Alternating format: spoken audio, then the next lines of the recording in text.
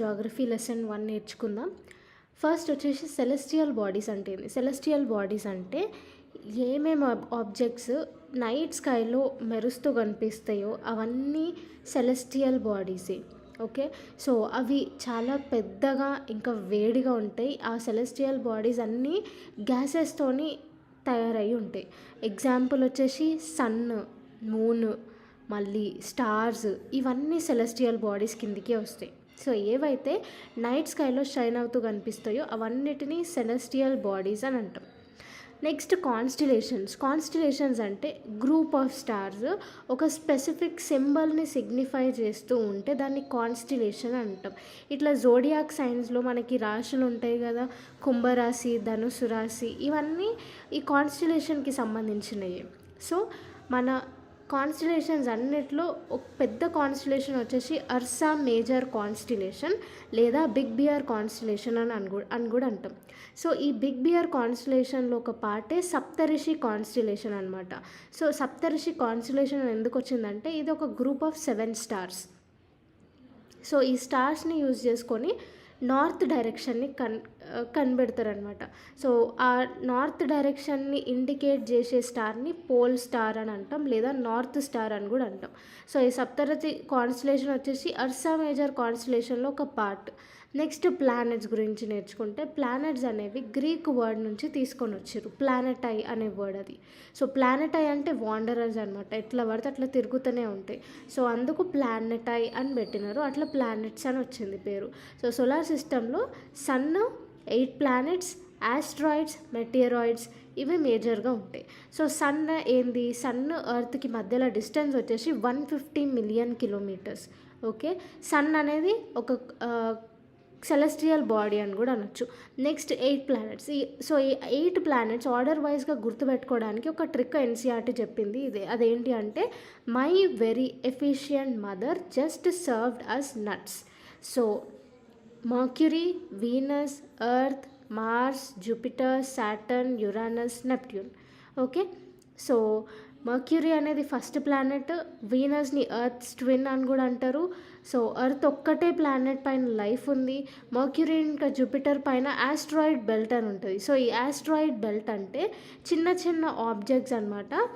So అవన్నీ ఎక్కువ మొత్తంలో మర్క్యూరీ, మార్స్ ఆర్బిట్ ఇంకా జూపిటర్ ఆర్బిట్కి మధ్యలో ఉంటుంది. సో అందుకు ఆస్ట్రాయిడ్ బెల్ట్ అని అంటాం.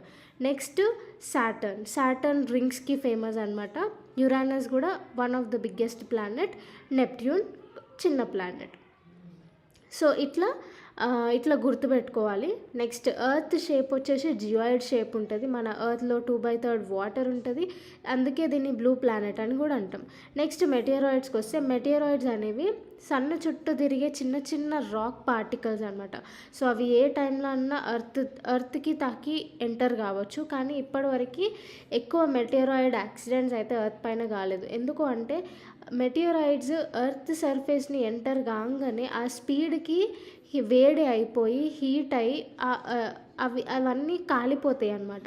ఇట్లా కాలిపోతున్నప్పుడు మనకి తోకచుక్కల్లాగా కనిపిస్తాయి. సో ఇవే మెటీరాయిడ్సే తోకచుక్కల్లాగా కనిపిస్తాయి అన్నమాట. నెక్స్ట్ మూన్కి ఎర్త్కి మధ్యలో డిస్టెన్స్ వచ్చేసి 3,84,400 కిలోమీటర్స్. అదే సన్కి ఎర్త్కి వచ్చేసి 150 million kilometres. So moon earth చుట్టూ తిరగడానికి 27 డేస్ తీసుకుంటుంది. సో మూన్ ఒక్క స్పిన్నే ఒక రెవల్యూషన్ అనమాట. ఓకే, సో ఇది చుట్టూ తిరిగే టైంలో ఒక టైం రొటేట్ అవుతుంది. అందుకే మనము ఓన్లీ ఎర్త్ నుంచి చూస్తే ఓన్లీ ఒక సైడ్ ఆఫ్ మూనే మనం చూడగలుగుతాం. నెక్స్ట్ గ్యాలక్సీ అంటే కొన్ని మిలియన్స్ ఆఫ్ స్టార్స్ క్లస్టర్ని మనం గ్యాలక్సీ అంటాం. మనది మిల్కీవే గ్యాలక్సీ అనమాట. ఈ గ్యాలక్సీస్లో కొన్ని గ్రూప్ ఆఫ్ గ్యాలక్సీస్ని మనం యూనివర్స్ అంటాం. నెక్స్ట్ సెలెస్టియల్ బాడీస్ అంటే నేర్చుకున్నాం కదా, ఏవైతే రాత్రి ఆకాశంలో మెరుస్తూ కనిపిస్తాయో అవన్నీ సెలెస్టియల్ బాడీసే. సో సెలెస్టియల్ బాడీస్ని ఇంకా వాటి మూవ్మెంట్ని స్టడీ చేసేది ఆస్ట్రోనామర్స్, దాన్ని ఆస్ట్రానమీ అని కూడా అంటారు. ఆర్యభట్ట ఒక ఫేమస్ ఆస్ట్రోనామర్ మన ఏన్షియంట్ ఇండియాలో. నెక్స్ట్ స్పీడ్ ఆఫ్ లైట్ ఏంది 3 × 10⁵ km/s. ఇది చాలా ఫాస్ట్ అనమాట. అందుకే దీన్ని మనము లైట్ స్పీడ్తో కొలుస్తాం. ఏదైనా మనము రాకెట్స్ కానీ ఇట్లాంటివి కొలిచేటప్పుడు, లేకపోతే యూనివర్స్ని డిస్టెన్స్ కొలిచేటప్పుడు కూడా స్పీడ్ ఆఫ్ లైట్ని మనం తీసుకుంటాం. నెక్స్ట్ మూన్ పైన ఫస్ట్ అడుగుపెట్టిన మనిషి పేరు నీల్ ఆర్మ్స్ట్రాంగ్. ఆయన 20 జూలై 1969 ఎర్త్ మీద స్టెప్ వేసిండు. నెక్స్ట్ శాటిలైట్ అంటే ప్లానెట్స్ చుట్టూ తిరిగే ఆబ్జెక్ట్స్ని శాటిలైట్ అంటారు. సో శాటిలైట్స్ 2 రకాలు, natural satellite, artificial satellite. Natural satellite వచ్చేసి మనకి ఎర్త్కి మూన్ అనే శాటిలైట్ ఉంది. Okay, next human made satellite వచ్చేసి ఆర్టిఫిషియల్ శాటిలైట్ అనమాట. జనరల్గా మనం ఇక్కడ నుంచి రాకెట్లో పంపిస్తూ ఉంటాం ఆ శాటిలైట్స్ని మన యూనివర్స్ని స్టడీ చేయడానికి, ఎర్త్ని స్టడీ చేయడానికి, కమ్యూనికేషన్ సిగ్నల్స్ని ట్రాన్స్ఫర్ చేయడానికి, ఇవన్నిటికీ మనం హ్యూమన్ మేడ్ శాటిలైట్స్, ఆర్టిఫిషియల్ శాటిలైట్స్ని యూజ్ చేస్తాం. నెక్స్ట్ ఈ లెసన్లో క్వశ్చన్స్ చూద్దాం. ఫస్ట్ క్వశ్చన్ వచ్చేసి how does a planet differ from star. So ప్లానెట్కి స్టార్కి డిఫరెన్స్ ఏంది అంటే, ప్లానెట్స్ వాళ్ళ సొంతంగా హీట్ని లైట్ని క్రియేట్ చేసుకోలేవు, కానీ స్టార్ అయితే వాళ్ళ సొంతంగా హీట్ని లైట్ని క్రియేట్ చేసుకోగలుగుతుంది. స్టార్ వచ్చేసి మొత్తం గ్యాసియస్ సబ్స్టెన్స్తో నిండిపోతుంది. ప్లానెట్ అట్లా కాదు, దానికి వాల్కెనో అవి ఇవి మట్టి అవన్నీ ఉంటాయి, వాటర్ కూడా ఉంటుంది. నెక్స్ట్ సెకండ్ క్వశ్చన్ వచ్చేసి what is meant by solar system. Solar system అంటే ఏంది, సన్, 8 ప్లానెట్స్, ఆస్ట్రాయిడ్, మెటీరాయిడ్ ఇవన్నీ కలిపితే సోలార్ సిస్టమ్ అని అనొచ్చు. సో ఎన్సీఆర్టీ ఒకటి గుర్తుపెట్టుకోవడానికి ఒకటి ఇచ్చింది trick, my very efficient mother just served us nuts. ఇది ఆర్డర్ ఆఫ్ సోలార్ సిస్టమ్ అనమాట. Next name all planets according to their distance from the sun. So my very efficient mother just served us nuts. So ఇది trick గుర్తుపెట్టుకొని Mercury, Venus, Earth, Mars, Jupiter, Saturn, Uranus, Neptune ఇవి ఇట్లా రాయొచ్చు.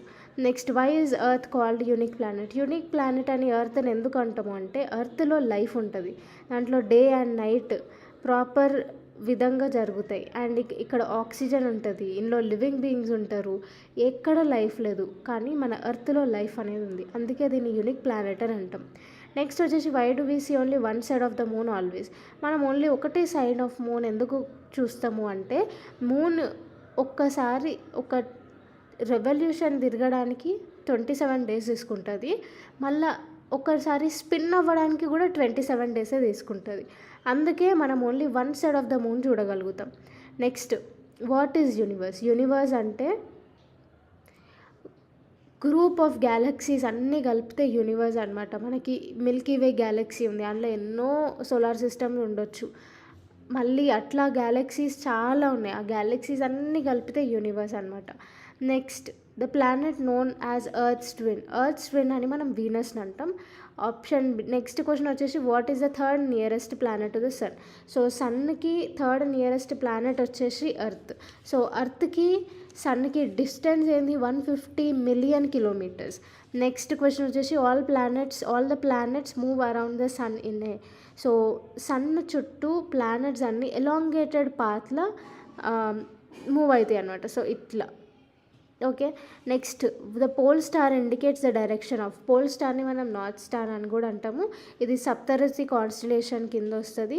Saptarishi constellation వచ్చేసి Ursa major కాన్స్టిలేషన్లో ఒక భాగం అనమాట. సో పోల్ స్టార్ని నార్త్ స్టార్ అని అంటాం, అది నార్త్ డైరెక్షన్ని ఇండికేట్ చేస్తుంది. Next asteroids are found between the orbits of. ఆస్ట్రాయిడ్స్ అంటే చిన్న చిన్న రాక్ బాడీస్ అనమాట. సో అవి మేజర్గా మార్స్, జూపిటర్ మధ్యలో కనిపిస్తాయి, ఆస్ట్రాయిడ్ బెల్ట్ అంటాం దాన్ని. సో ఆస్ట్రాయిడ్స్ మళ్ళీ ఈ సెలెస్టియల్ బాడీస్ గురించి స్టడీ చేసే వాళ్ళని ఆస్ట్రోనామర్స్ అని అంటాం. Aryabhata first famous astronomer. Next question a group of stars forming various patterns is called galaxy. So stars galaxy కాదు, కాన్స్టిలేషన్. సో ఒక గ్రూప్ ఆఫ్ స్టార్స్ని ఒక్కొక్క ప్యాటర్న్ లాగా ఫామ్ అయితే దాన్ని కాన్స్టలేషన్స్ అని అంటాం. Ursa Major constellation, Saptarishi constellation examples. Next the system, huge system of stars is called. So స్టార్స్లో హ్యూజ్ సిస్టమ్స్ అంటే కుప్ప అనమాట స్టార్స్. అట్లాంటి స్టార్స్ని ఏమంటారు, మనం మొత్తం కలిపితే గ్యాలక్సీ అని అంటాం. Dash is the closest celestial body to our earth. ఎర్త్కి క్లోజెస్ట్ సెలెస్టియల్ బాడీ అంటే మూన్. సో సెలెస్టియల్ బాడీ అంటే ఏంటి, దాని సొంతంగా లైట్ అండ్ హీట్ అంటే రాత్రి పూట మెరిసేదన్నమాట. ఓకే, సో ఎర్త్కి క్లోజెస్ట్ మూన్.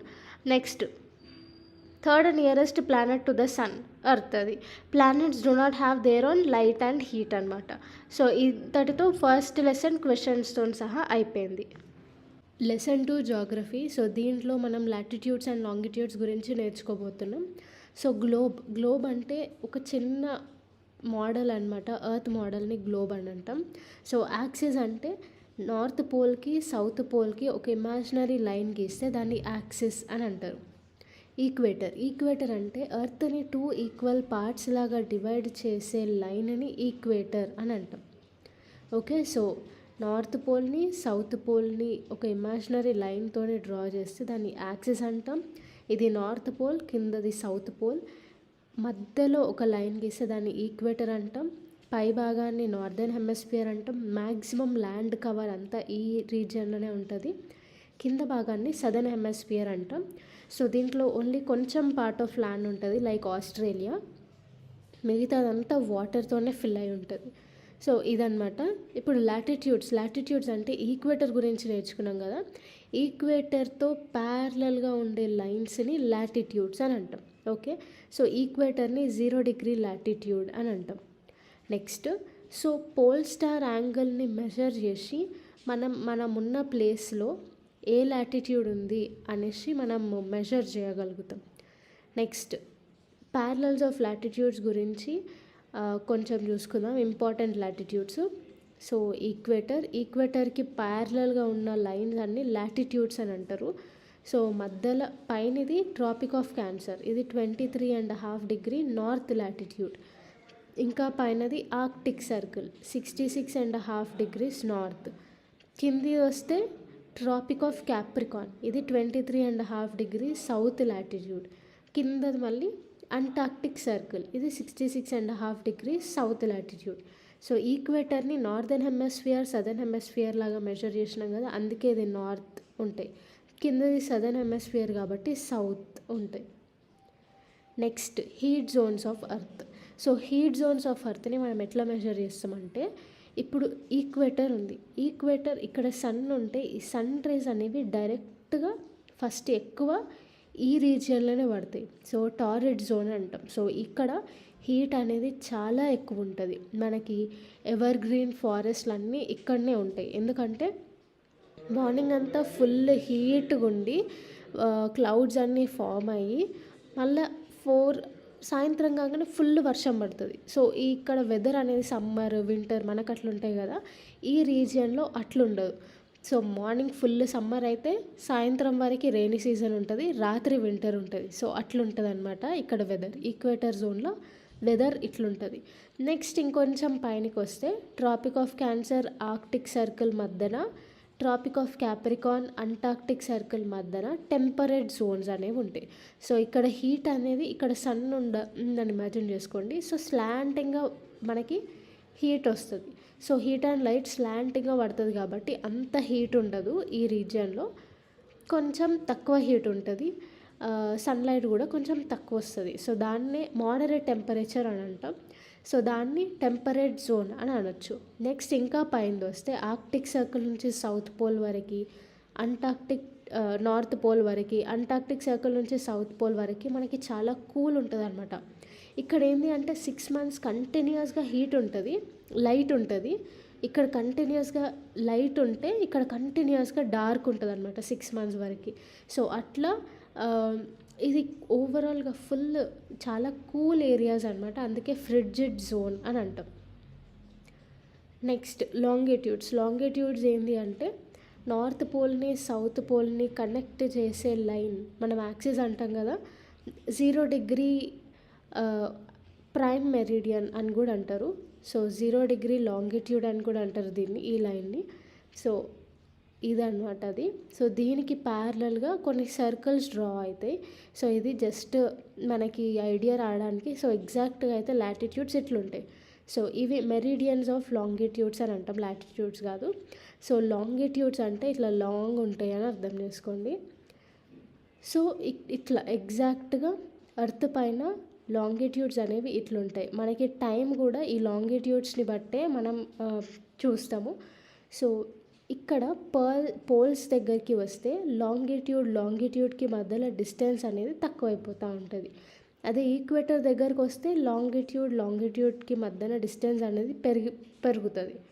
అదే టువర్డ్స్ పోల్స్ వెళ్తూ ఉంటే డిస్టెన్స్ అనేది తక్కువ అవుతూ వస్తుంది.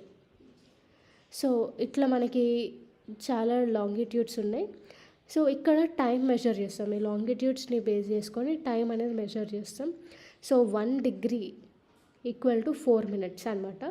సో అట్లా 15 degrees అంటే 1 hour కిందికి వస్తుంది. సో మన ఇండియన్ స్టాండర్డ్ టైం వచ్చేసి 82.5 degrees ఈస్ట్ లాంగిట్యూడ్. సో దీనికి అంటే మనం టైం మెజర్ చేయాలంటే ఒక కామన్ బేస్ అయితే ఉండాలి కదా. So common base Greenwich longitude అనమాట.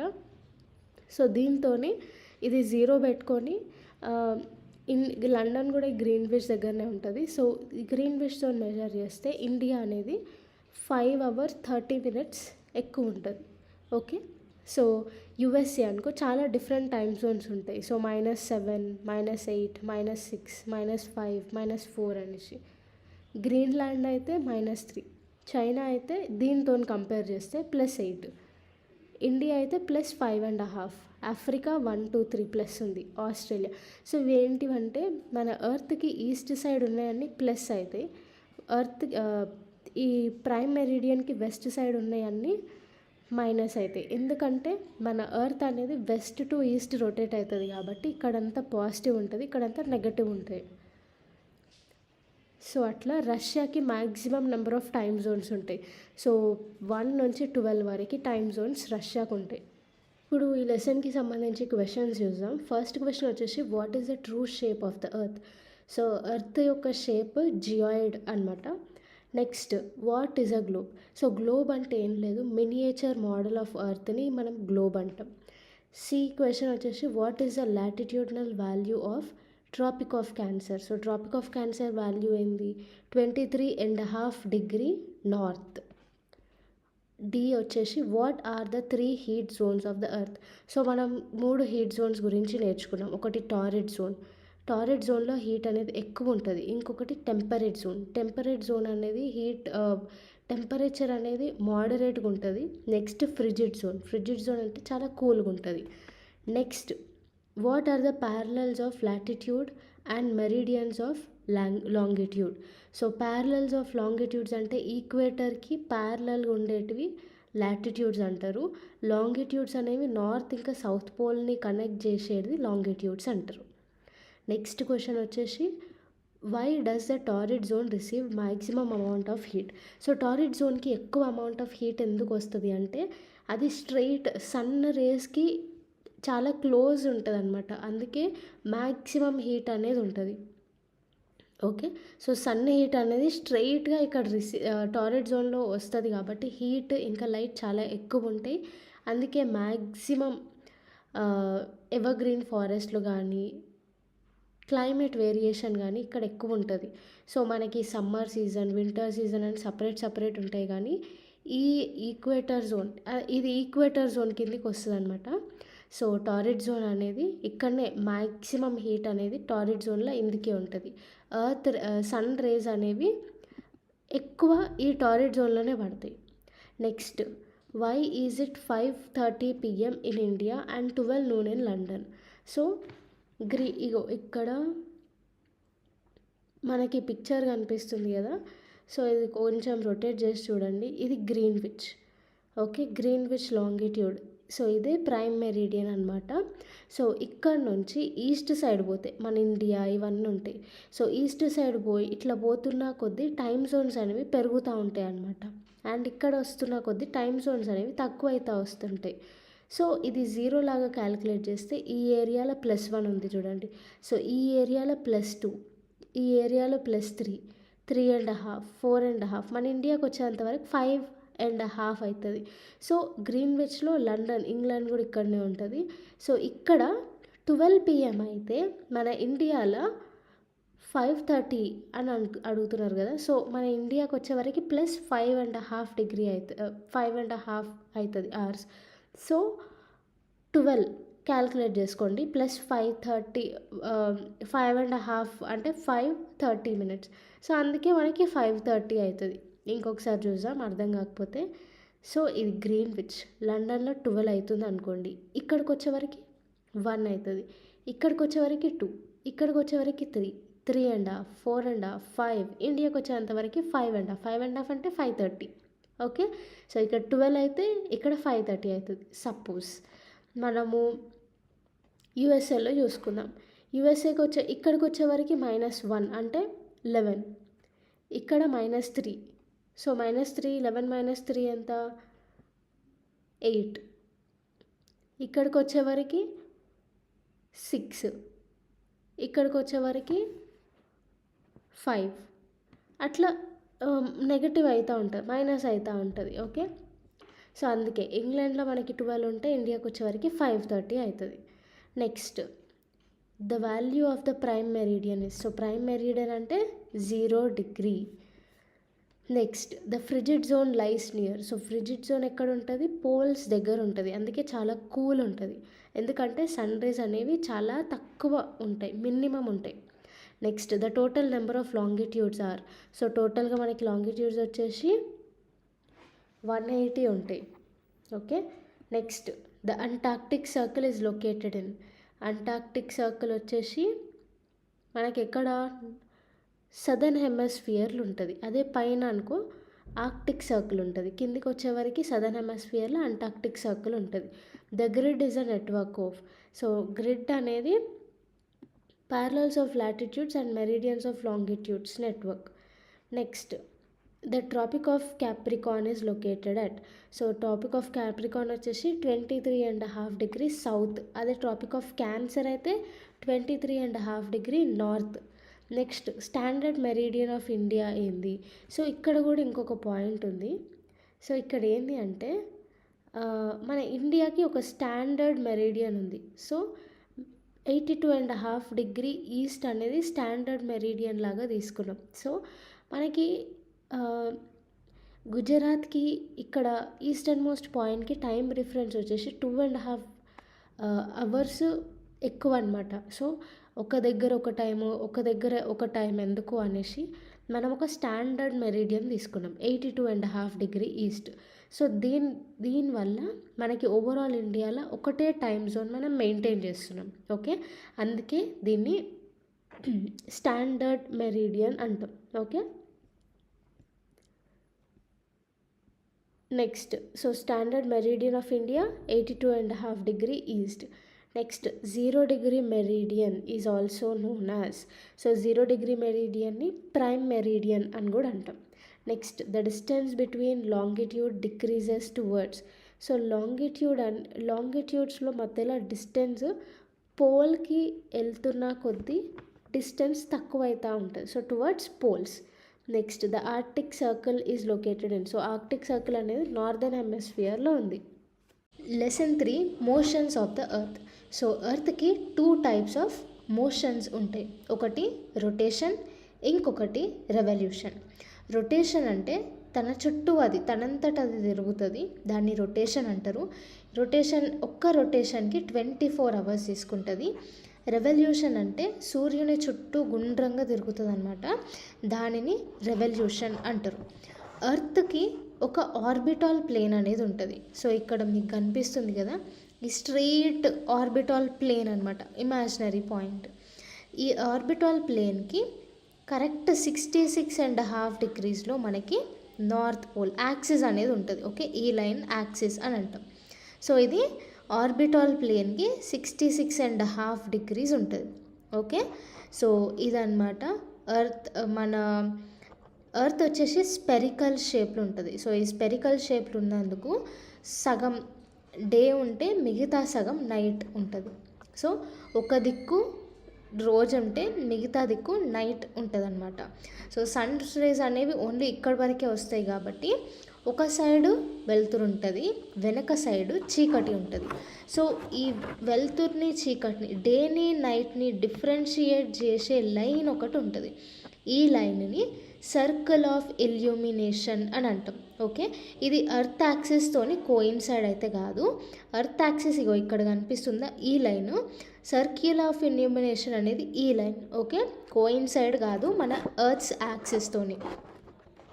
సో ఇప్పుడు క్వశ్చన్ ఏంటి అంటే, అసలు భూమి తిరగకుండా ఉంటే మన ఏమవుతుండే అనేసి, what would happen if the Earth did not rotate.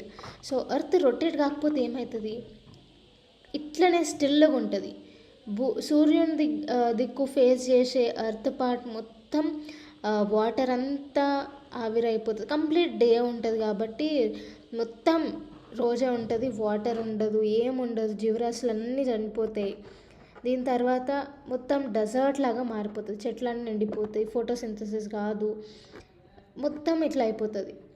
ఇదన్నమాట కంప్లీట్గా డే ఉంటే జీవరాశులు బతకవు. Extreme humid condition, hot climate అనేది కనిపిస్తుంది. వెనక సైడ్ చూసుకుంటే మొత్తం నైట్ ఉంటుంది, చాలా చల్లగా ఉంటుంది, ఫోటోసింథసిస్ కాదు, ఎక్స్ట్రీమ్ కూల్ ఉంటుంది, ఇటు సైడ్ ఎక్స్ట్రీమ్ హాట్ ఉంటుంది.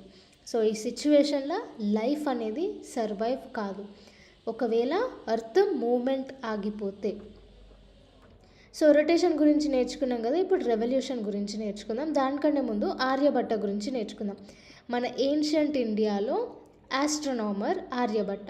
సో ఈయన అప్పుడే చెప్పిండు ఎర్త్ అనేది తన ఓన్ యాక్సెస్తోని తిరుగుతూనే సూర్యుని చుట్టూ తిరుగుతుంది అని ఆర్యభట్ట అప్పుడే చెప్పినట్టు అనమాట.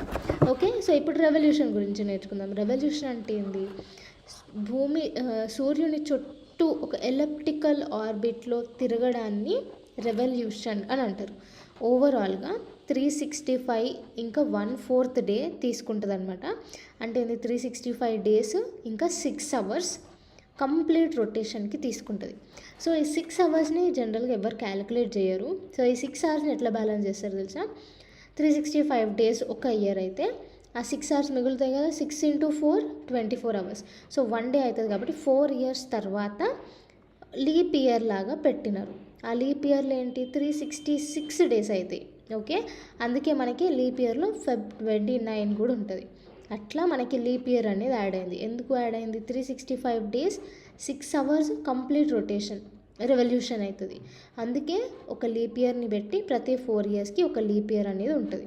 అట్లా మనకి 4 yearsకి ఒక లీప్ ఇయర్ అని ఉంటుంది. నెక్స్ట్ ఇప్పుడు సీజన్స్ గురించి నేర్చుకుందాం. సో మనకి సీజన్స్ అన్నీ చేంజ్ అవ్వడం ఎర్త్ యొక్క రెవల్యూషన్ వల్ల చేంజ్ అవుతాయి. సో ఇక్కడ గమనించండి, ఎర్త్ సూర్యునికి దగ్గరలో ఉంది. పైనది నార్త్ పోలు, కిందిది సౌత్ పోలు. ఎక్కడున్నా కానీ ఎర్త్ పొజిషన్ కాన్స్టెంటే. పైనదంతా నార్త్ పోలే ఉంటుంది, కిందిదంతా సౌత్ పోలే ఉంటుంది. సో ఇదే యాంగిల్లో మొత్తం రొటేట్ అవుతుంది అనమాట. 66.5 degrees ఇంక్లినేషన్లోనే రొటేట్ అవుతుంది. సో ఇప్పుడు ఈ టైం పీరియడ్లో ఏమవుతుందంటే, సో ఎర్త్కి దగ్గర ఉంది కదా, అంటే ఇది నార్త్ పోల్ మొత్తం హీట్. ఓకే, నార్త్ పోల్కి ఎక్కువ హీట్ ఉంటుంది, సౌత్ పోల్కి ఉంటుందా హీట్, తాకదు. లైట్ అనేది సౌత్ పోల్కి రాదు. అదే ఈ ఏరియాలో చూడండి, సౌత్ పోల్కి లైట్ వస్తుంది. అదే ఈ ఏరియాలో చూస్తే సౌత్ పోల్కి కంప్లీట్ డార్క్, హీట్ అనేది ఉండదు. సో ఈ నుంచి ఈ ఏరియా వరకు సౌత్ పోల్ కంప్లీట్గా డార్క్గా ఉంటుంది. అంటే కంప్లీట్గా 6 months నైటే ఉంటుంది సౌత్ పోల్ దగ్గర. ఓకే, సదర్న్ హెమిస్ఫియర్ దగ్గర 6 months కంప్లీట్ నైట్ ఉంటుంది. అండ్ నార్త్ పోల్ చూసుకోండి, ఇక్కడ నైట్ ఉంది. ఓకే, ఇక్కడ కూడా నార్త్ పోల్కి సన్లైట్ ఉండదు, మళ్ళీ ఇక్కడ సన్లైట్ వస్తుంది. అంటే ఇక్కడ నుంచి ఇక్కడి వరకు నార్త్ పోల్ కంప్లీట్ డార్క్నెస్ ఉంటుంది, ఇక్కడ నుంచి ఇక్కడ వరకు సౌత్ పోల్ డార్క్నెస్ ఉంటుంది, పైన నార్త్ పోల్ ఇక్కడ నుంచి ఇక్కడ వరకు కంప్లీట్ డార్క్ ఉంటుంది. సో ఇట్లా నార్త్ పోల్కి కంప్లీట్గా 6 months నైట్, మళ్ళీ సౌత్ పోల్లో నైట్ ఉన్నప్పుడు నార్త్ పోల్లో డే ఉంటుంది, కంప్లీట్గా 6 months డే ఉంటుంది. అదే నార్త్ పోల్లో కంప్లీట్గా నైట్ ఉన్నప్పుడు సౌత్ పోల్లో కంప్లీట్గా డే ఉంటుంది, ఇక్కడ నుంచి ఇక్కడి వరకు. Okay, so 6 months south pole ఇంకా నార్త్ పోల్లో 6 months డే, 6 months నైట్. అందుకే అక్కడ ఉన్న జంతువులు కంప్లీట్గా 6 months వరకు హైబర్నేషన్లోకి వెళ్ళిపోతారు. ఇప్పుడు మనం వింటర్ సాల్స్టైజ్ ఇంకా సమ్మర్ సాల్స్టైజ్ గురించి నేర్చుకుందాం. సమ్మర్ సాల్స్టైజ్ అంటే సన్ డైరెక్ట్ రేస్ ఏ హెమిస్ఫియర్లో పడుతున్నాయో చూసుకోవాలి. ఫర్ సపోజ్ December 22 తీసుకోండి. ఇక్కడ సమ్మర్ సాల్స్టైజ్ అనేది ఇది ట్రాపిక్ ఆఫ్ క్యాన్సర్ పైన ఉన్న లైన్, ఇది కిందది Tropic of Capricorn. So trophic of Capricorn పైన డైరెక్ట్ సన్ రేసెస్ అనేవి పడుతున్నాయి. ఇంకా దాని కింద ఉన్న రీజియన్ అంటే సదర్న్ రీజియన్లో డైరెక్ట్ సన్ రేసెస్ పడుతున్నాయి కాబట్టి ఈ సదర్న్ రీజియన్లో సమ్మర్ సాల్స్టైజ్ ఉంది అని అర్థం. ఓకే, అదే పైన చూడండి, పైన స్లాంటింగ్ రేస్ అనేవి పడతాయి. ట్రాపిక్ ఆఫ్ క్యాన్సర్లో ఆర్క్టిక్ సర్కిల్ దగ్గర స్లాంటింగ్ రేస్ అనేవి పడతాయి. సో ఇక్కడ ఏముంటుంది, వింటర్ సాల్స్టైజ్ ఉంటుంది. ఓకే, మొత్తం ఇక్కడ వింటర్ సాల్స్టైజ్ ఉంటుంది, కింద సమ్మర్ సాల్స్టైజ్ ఉంటుంది. అదే ఇట్ సైడ్ చూసుకోండి, ఇట్ సైడ్ వస్తే ఇక్కడ డైరెక్ట్ రేస్ అనేవి ట్రాపిక్ ఆఫ్ క్యాన్సర్ సైడ్ పడుతున్నాయి. Okay, tropic of Cancer Arctic circle. So ఇక్కడ సమ్మర్ సాల్స్టైజ్ అనేది నార్దర్న్ హెమిస్ఫియర్లో ఉంటుంది, అదే వింటర్ సాల్స్టైజ్ అనేది సదర్న్ హెమిస్ఫియర్లో ఉంటుంది. ఎందుకు అంటే సన్ రేసెస్ అనేవి ట్రాపిక్ ఆఫ్ క్యాప్రికాన్లో స్లాంటింగ్లో పడుతున్నాయి, సదర్న్ హెమిస్ఫియర్లో స్లాంటింగ్లో పడుతున్నాయి కాబట్టి కిందిదంతా వింటర్ సాల్స్టైజ్ అవుతుంది, పైనదంతా సమ్మర్ సాల్స్టైజ్ అవుతుంది. ఓకే, అంటే ఏంది ఈడ వింటర్ సాల్స్టైజ్ సమ్మర్ సాల్స్టైజ్ అంటే ఇక్కడ ఏం లేదు. సమ్మర్ సాల్స్టైజ్ అంటే ఏడైతే మనకి సన్ రేస్ డైరెక్ట్ రీజియన్లో పడతాయో అది సమ్మర్ సాల్స్టైజ్. సో ఇక్కడ సమ్మర్ సాల్స్టైజ్ ఏంది, northern hemisphere tropic of Cancer దగ్గర సమ్మర్ సాల్స్టైజ్ సన్ రేస్ అనేవి డైరెక్ట్ పడుతున్నాయి. ఇట్ సైడ్ సమ్మర్ సాల్స్టైజ్ ఏంది, ట్రాపిక్ ఆఫ్ క్యాప్రికాన్ దగ్గర అంటే సదర్న్ హెమిస్ఫియర్ సైడ్ మనకి సమ్మర్ సాల్స్టైజ్ ఉంటుంది. అయితే వింటర్ సాల్స్టైజ్ నార్దర్న్ హెమిస్ఫియర్లో ఉంటుంది. ఎందుకు అంటే సన్ రేస్ స్లాంటింగ్లో పడుతున్నాయి, అంత ఎక్కువ సన్ రేస్ అనేది ఉండదు కాబట్టి వింటర్ సాల్స్టైజ్ అని మనం నార్దర్న్ హెమిస్ఫియర్ అంటాం. అదే ఇది 22 December. అదే ఇక్కడికి వస్తే డైరెక్ట్ నార్దర్న్ హెమిస్ఫియర్లో సన్ రేస్ పడుతున్నాయి కాబట్టి దీన్ని సమ్మర్ సాల్స్టైజ్ అంటాం.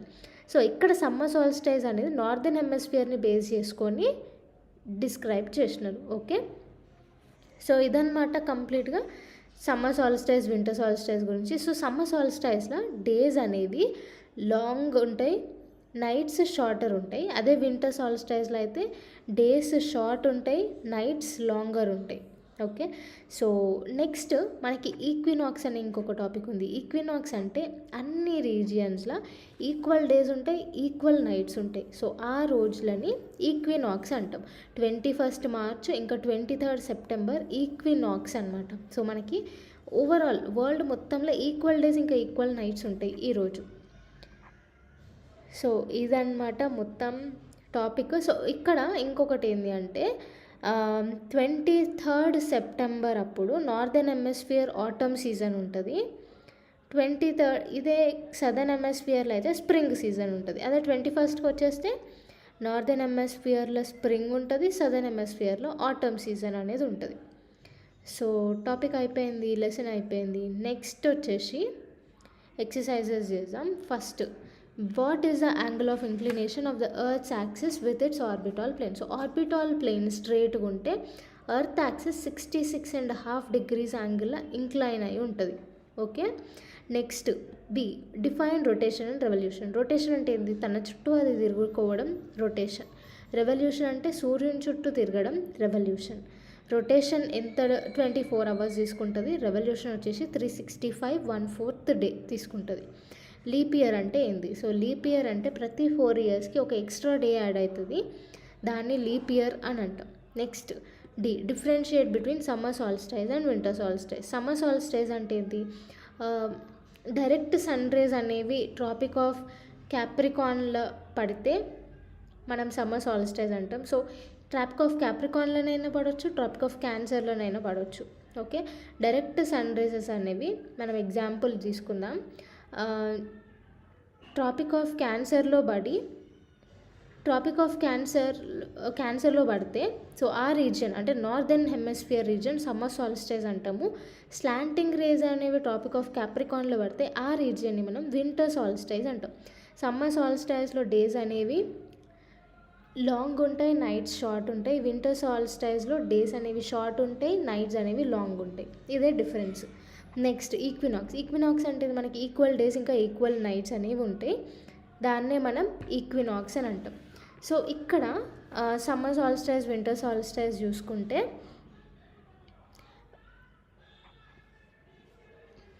ఇక్కడ మనం ఈ డయాగ్రామ్ గీసి డిఫరెన్షియేట్ చేయొచ్చు. సో నార్దర్న్ హెమిస్ఫియర్ని తీసుకొని డిఫరెన్షియేట్ చేయొచ్చు. ఇంకా ఓకే, ఈ డయాగ్రామ్ 22 డిసెంబర్ నార్దర్న్ హెమిస్ఫియర్లో వింటర్ సాల్స్టైజ్ ఉంటుంది. 21 జూన్ నార్దర్న్ హెమిస్ఫియర్లో సమ్మర్ సాల్స్టైజ్ అని ఉంటుంది. ఏదో ఒక హెమిస్ఫియర్ని రిఫరెన్స్ లాగా తీసుకొని ఈ డయాగ్రామ్ గీసి చేయొచ్చు. So equinox next question. Equinox అంటే ఏంది అంటే ఈక్వల్ డేస్ ఇంకా ఈక్వల్ నైట్స్ అని ఉంటాయి. 21 మార్చ్ ఇంకా 23 September equinox days. Next, why does southern hemisphere experience winter and summer solstice in different times than that of northern hemisphere. So southern హెమిస్ఫియర్లో different, northern హెమిస్ఫియర్లో different అంటే sun rays అనేవి ఈక్వల్గా distribute అవ్వవు. Okay, so ఇక్కడ చూసుకోండి, southern హెమిస్ఫియర్లో మనకి direct sun race పడితే నార్దర్న్ హెమిస్ఫియర్లో మనకి స్లాంటింగ్ రేస్ పడుతున్నాయి. అందుకే నార్దర్న్ హెమిస్ఫియర్లో వింటర్ సాల్స్టైజ్ అవుతుంది, సదర్న్ హెమిస్ఫియర్లో సమ్మర్ సాల్స్టైజ్ అవుతుంది. అందుకే మనము ఈ సన్స్ రేస్ ఈక్వల్గా అన్ని రీజియన్స్లో డిస్ట్రిబ్యూట్ కాదు కాబట్టి సమ్మర్ సాల్స్టైజ్ ఇంకా వింటర్ సాల్స్టైజ్ డిఫరెంట్గా మనం ఎక్స్పీరియన్స్ చేస్తాం. Next question, why do poles experience about 6 months days and 6 months night. So 6 months కంప్లీట్గా డే, 6 months కంప్లీట్గా నైట్. ఎందుకు అంటే ఎర్త్ రెవల్యూషన్ చేస్తూ ఉంటుంది కాబట్టి.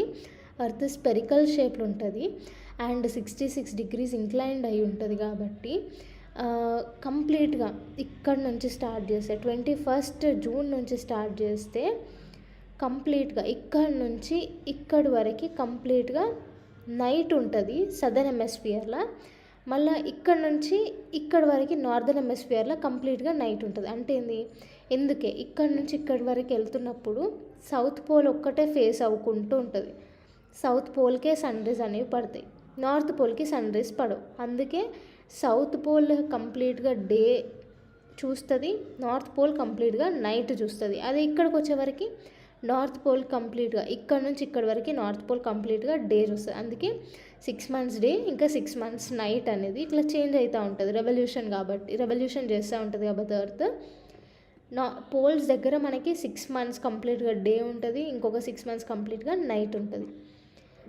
Next, tick the correct answers. A వచ్చేసి the movement of the earth around the sun is called. Sun చుట్టూ తిరిగేది revolution movement. Next, direct rays of the sun fall on the equator on. So direct rays 21 March అప్పుడు పడతాయి.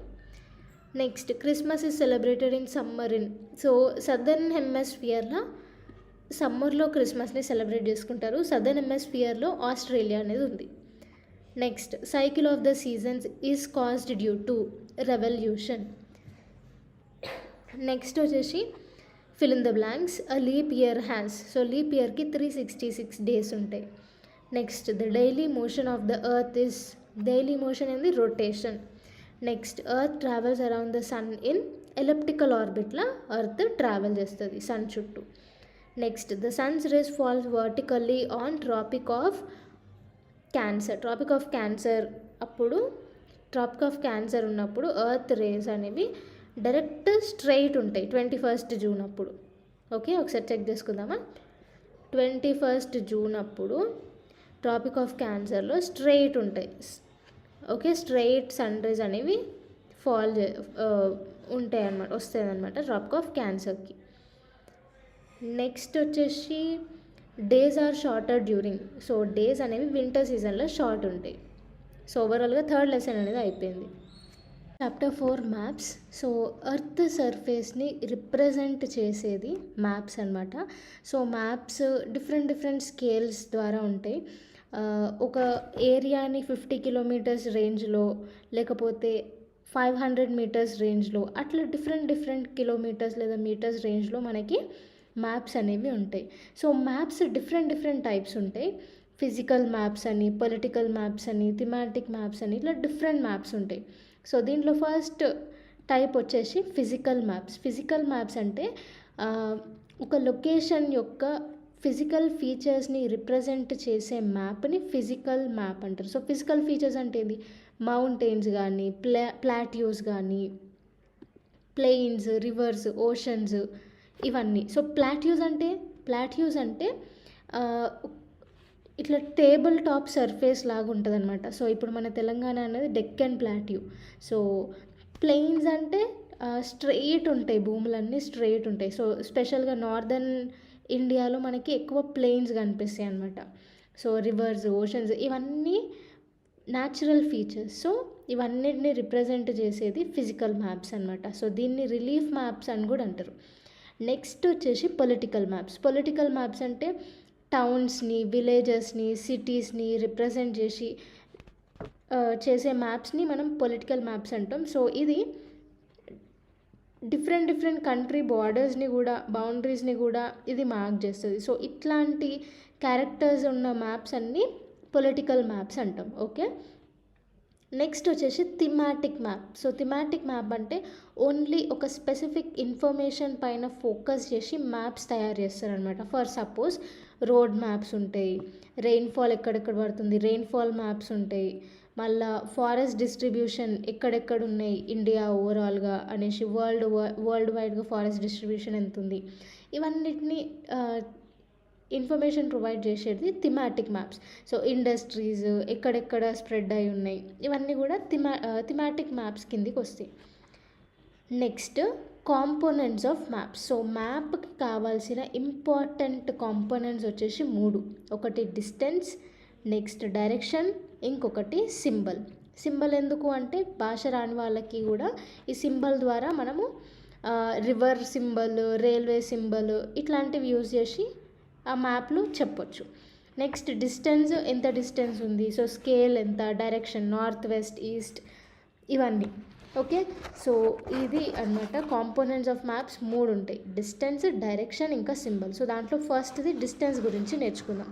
So distance అంటే బేసిక్గా స్కేల్ని బట్టి ఉంటుంది. So scale ఎంత తీసుకున్నారు ఒక మ్యాప్లో అనేసి, ఒకటి ఫర్ సపోజ్ ఒక చిన్న కాలనీని స్కేల్ పెద్దది యూజ్ చేసి ఒక ఏమంటారు స్కేల్ వచ్చేసి మెజర్మెంట్ అనమాట. So 1 metre equal to 100 metres అని పెట్టేసి మ్యాప్ డ్రా చేస్తారు. సో దాన్ని స్కేల్ అంటారు.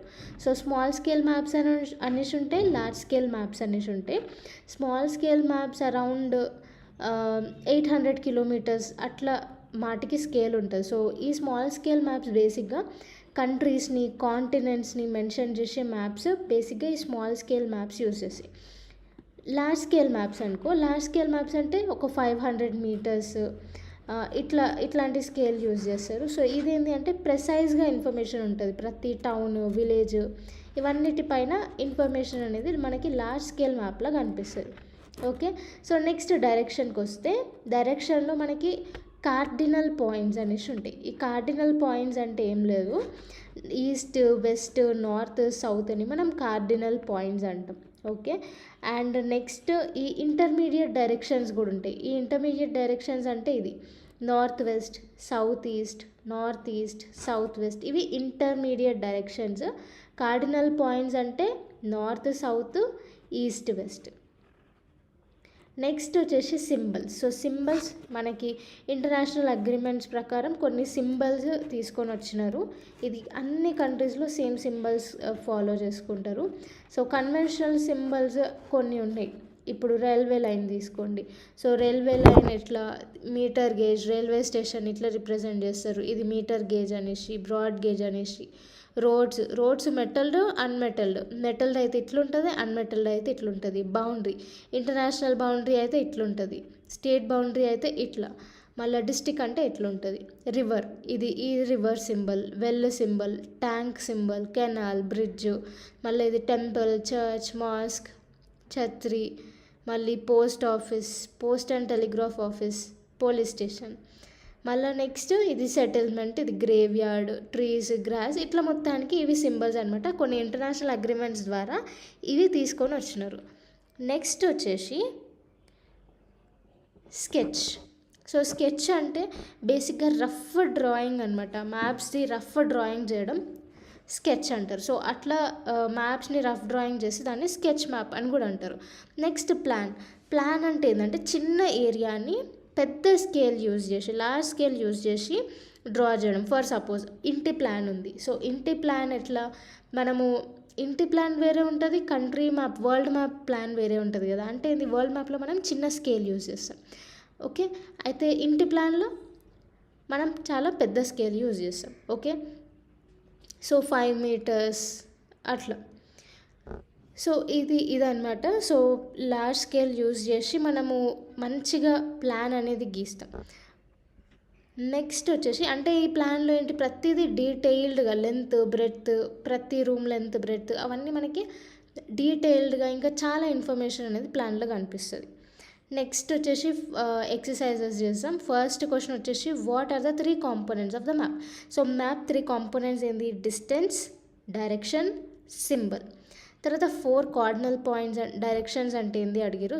కార్డినల్ డైరెక్షన్స్ అడిగారు కాబట్టి ఈస్ట్ వెస్ట్ నార్త్ సౌత్. అదే ఇంటర్మీడియట్ డైరెక్షన్స్ అడిగితే north east, south east, north west, south west అని రాయొచ్చు.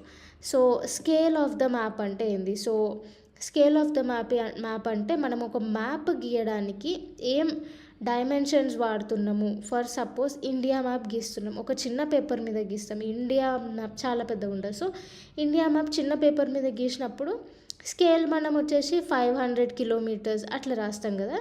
సో దాన్ని, ఆ మెజర్మెంట్ని మనం స్కేల్ ఆఫ్ ద మ్యాప్ అని అంటాం. Next how are maps more helpful than a globe. So globe అంటే మనకి మినియేచర్ ఆఫ్ ద ఎర్త్ అని తెలుసు, కానీ గ్లోబ్లో మనకి ఎక్కడెక్కడ ఫారెస్ట్ డిస్ట్రిబ్యూషన్, ట్రీ డిస్ట్రిబ్యూషన్, ఎక్కడెక్కడ మనము కంట్రీ ఓన్లీ కాంటినెంట్సే కనిపిస్తాయి మనకి. అదే మ్యాప్లో అయితే రోడ్ ఎట్లా, రైల్వేస్ ఉన్నాయా, రోడ్ లైన్స్ ఉన్నాయా అని ప్రతి ఏరియాది డీటెయిల్డ్ ఇన్ఫర్మేషన్ అనేది మనకు మ్యాప్లో కనిపిస్తుంది. సో ఆ ఏరియాకి వెళ్ళే దారి కూడా మ్యాప్లో మనకి క్లియర్గా ప్రెసైజ్గా కనిపిస్తుంది. సో అదనమాట మేజర్గా మ్యాప్స్ అనేవి అందుకే చాలా హెల్ప్ఫుల్ ఉంటాయి దాన్ గ్లోబ్. నెక్స్ట్ మ్యాప్కి ఇంకా ప్లాన్కి డిఫరెన్స్ ఏంది అని అడిగినారు. సో మ్యాప్ అంటే ఏంది, ఎర్త్ సర్ఫేస్ని రిప్రజెంట్ చేసేది ఒక మ్యాప్. ప్లాన్ అంటే ఏంది, ప్రతి స్మాల్ ఏరియాని మనం లార్జ్ స్కేల్లో డ్రా చేసి డీటెయిల్డ్ ఇన్ఫర్మేషన్ ఇవ్వడం ప్లాన్ అని అంటారు. Next which map provides detailed information. So detailed information A map provide చేస్తుంది అంటే మనకి లార్జ్ స్కేల్ మ్యాప్ అనేది ప్రొవైడ్ చేస్తుంది. Next how do symbols help in reading maps. So మనకి భాష రాకపోతే, ఆ ఏరియాలో భాష రాకపోతే సింబల్స్ మనకి హెల్ప్ చేస్తాయి మ్యాప్ రీడ్ చేయడంలో. నెక్స్ట్ సెకండ్ ఎక్సర్సైజ్కి వెళ్ళిపోదాం. So tick the correct answer. Maps showing distribution of forest or. So distribution of ఫారెస్ట్లని చూపించే map thematic map. Next the blue colour is used for showing. So blue colour బేసిక్గా water బాడీస్ని represent చేస్తుంది symbol. Next compass is used for. So compass ఎందుకు use చేస్తారు, main డైరెక్షన్ని కనుక్కోవడానికి compass use చేస్తారు. సో నార్త్ సౌత్ కనిపిస్తుంది మనకి. సో దాన్ని బట్టి మనం ఈస్ట్ వెస్ట్ ఇవన్నీ డైరెక్షన్స్ మనం కనుక్కోవచ్చు. Next scale is necessary. So scale ఎందుకు నెసెసరీ అంటే to draw map. So option 1. Lesson 5 major domains of the earth. So ఇది చాలా ఇంపార్టెంట్, ఎందుకంటే ఇది దీంట్లో మనం అట్మాస్ఫియర్ బేసిక్స్, మళ్ళీ లిథోస్పియర్ గురించి, హైడ్రోస్పియర్ గురించి, ఇట్లాంటి ఇంపార్టెంట్ టాపిక్స్, బేసిక్ టాపిక్స్, ఇంకా ఓషన్స్ గురించి, కాంటినెంట్స్ గురించి మనం నేర్చుకోబోతున్నాం. సో ఈ లెసన్ అనేది చాలా ఇంపార్టెంట్. జాగ్రఫీ బేసిక్స్ అనేవి దీంట్లో నుంచే స్టార్ట్ అవుతాయి. సో స్టార్ట్ చేసేసాం. సో ఎర్త్ ఒక్కటే లైఫ్ ఉన్న ప్లానెట్ అంటే మన ఎర్త్ ఒక్కటే. సో అసలు లైఫ్ ఎందుకుంది, ఎర్త్లోనే లైఫ్ ఎందుకుంది అంటే ఫస్ట్ థింగ్ ఎర్త్లో ల్యాండ్, వాటర్, ఇంకా ఎయిర్ అనేవి ఉన్నాయి. సో ఈ 3 కాంపోనెంట్స్ అనేవి ఒకదానితోని మీట్ అయ్యి ఇంటరాక్ట్ అయ్యి ఓవర్లాప్ అవ్వడం వల్ల ఒక బయోస్పియర్ అంటే లైఫ్ అనేది పాసిబుల్ అవుతుంది. సో మొత్తం మనకి లిథోస్పియర్ అని ఉంటుంది. ఈ లిథోస్పియర్ అంటే ఏంటంటే ఓవరాల్ ఎర్త్ పైన సాలిడ్ పోర్షన్ ఏదైతే ఉంటుందో దాన్ని మొత్తం లిథోస్పియర్ అంటారు. కొండలు, రాళ్ళు, గుట్టలు, హార్డ్ సాయిల్, ఇదంతా లిథోస్పియర్కి సంబంధించింది. ఇదంతా మనం లిథోస్పియర్ అంటాం. నెక్స్ట్ ఎర్త్ చుట్టూ ఒక thin layer of gaseous layer అనేది చుట్టూ ఉంటుంది. సో దానిని అట్మాస్ఫియర్ అంటాం. సో దాంట్లో ఆక్సిజన్, నైట్రోజన్, కార్బన్ డైఆక్సైడ్ ఇట్లా డిఫరెంట్ గ్యాసెస్ అనేవి మనకి అట్మాస్ఫియర్లో కనిపిస్తాయి. నెక్స్ట్ వాటర్ అనేది హైడ్రోస్పియర్. సో వాటర్ బాడీస్ అంటే వాటర్ బాడీస్లో కూడా డిఫరెంట్ ఫామ్స్ ఉంటాయి. మనకి ఐస్ ఫామ్లు ఉంటుంది, వాటర్ వేపర్ ఫామ్లు, గ్రౌండ్ వాటర్ ఫామ్, మళ్ళీ నార్మల్ వాటర్. సో ఇవన్నీ హైడ్రోస్పియర్కి సంబంధించినవి. ఓకే, లిథోస్పియర్ అంటే ఏంది, మొత్తం సాలిడ్ పోర్షన్ని లిథోస్పియర్ అంటాం. అట్మాస్ఫియర్ అంటే ఎర్త్ చుట్టూ ఒక లేయర్ ఆఫ్ గ్యాసెస్ అనేవి ఉంటాయి, దాన్ని మనం అట్మాస్ఫియర్ అంటాం. మళ్ళీ నెక్స్ట్ హైడ్రోస్పియర్ అంటే వాటర్ బాడీస్కి సంబంధించింది. ఐస్ ఫామ్లో ఉండొచ్చు, వాటర్ ఇంకా వాటర్ వేపర్ ఫామ్లో కూడా ఉండొచ్చు. నెక్స్ట్ వచ్చేసి బయోస్పియర్. సో బయోస్పియర్ అంటే ఈ 3 ఒకటి దాంతో కోయిన్సైడ్ అయితే దానిని బయోస్పియర్ అంటాం. ఏంటివి అవి? ల్యాండ్, వాటర్, ఎయిర్, ఈ 3 ఒకటే దగ్గర ఉంటే ఒక చిన్న నారో జోన్ అనమాట అది. సో ఇప్పుడు మనం ఉన్నది బయోస్పియర్లోనే లైఫ్ అనేది పాసిబుల్ ఉంటుంది. ఓన్లీ ల్యాండ్ ఉన్నా లైఫ్ పాసిబుల్ కాదు, ఎందుకంటే వాటర్ ఉండదు, ఎయిర్ ఉండదు. ఓన్లీ వాటర్ ఉన్నా కానీ పాసిబుల్ కాదు, ఎందుకంటే ఎయిర్ ఉండాలి, ల్యాండ్ కూడా ఉండాలి. ఓకే, సో ఓన్లీ ఎయిర్ ఉన్నా కానీ లివింగ్ అనేది పాసిబుల్ కాదు, వాటర్ కూడా ఉండాలి, ఇంకా ల్యాండ్ కూడా ఉండాలి. సో అంటే ఏంది, ఈ 3 ఒక దగ్గర ఉంటేనే లైఫ్ అనేది పాసిబుల్ అవుతుంది. అందుకే మన ప్లానెట్ ఎర్త్లో లైఫ్ ఉంది, ఎందుకు అంటే బయోస్పియర్ ఉన్నందుకు. సో ఈ బయోస్పియర్ ఈ 3 ఇంటరాక్ట్ అవ్వడం వల్ల, ఈ 3 ఎయిర్, వాటర్ ఇంకా ల్యాండ్ ఇంటరాక్ట్ అవ్వడం వల్ల ఒక నారో జోన్ అనేది క్రియేట్ అయింది, దాంట్లో లైఫ్ అనేది స్టార్ట్ అయింది. ఓకే, సో ఇదంతా మనకి ఈ లిథోస్, హైడ్రో, మళ్ళీ అట్మోస్, బయోస్ ఇవన్నీ గ్రీక్ నుంచి మనం తీసుకున్నాం అనమాట. గ్రీక్ లాంగ్వేజ్లో లిథోస్ అంటే స్టోన్ అన్నట్టు, అట్మోస్ అంటే వేపర్, హూడర్ అంటే వాటర్, బయో అంటే లైఫ్. సో ఇట్లా మనకి గ్రీక్ వర్డ్స్ నుంచి ఈ టర్మ్స్ అన్నీ మనం డిరైవ్ చేసుకున్నాం.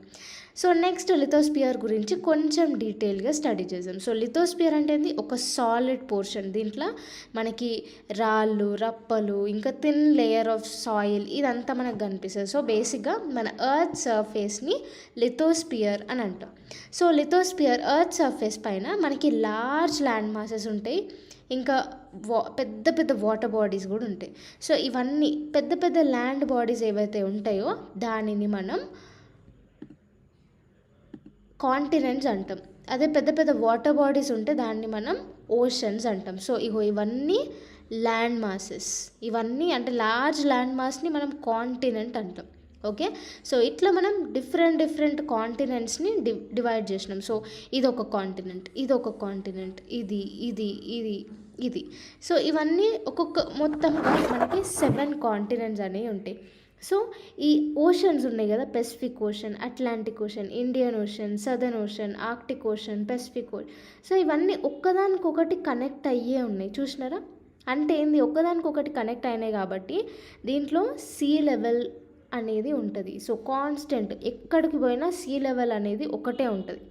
ఓకే, సో అన్ని ల్యాండ్ మాసెస్ ఒకదానితో ఒకటి కనెక్ట్ అయి ఉన్నాయా?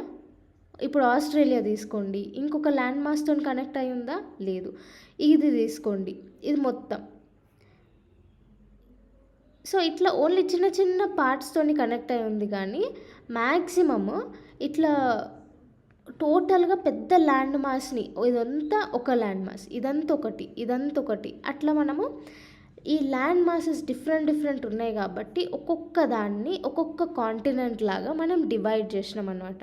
ఓకే, సో ఇంకొకటి ఏంటి అంటే ఈ ల్యాండ్ ఎలివేషన్ అనేది ప్రతి దగ్గర ఒకటేలాగా ఉండదు, కానీ సీ లెవెల్ అనేది ఒకటేలాగా ఉంటుంది.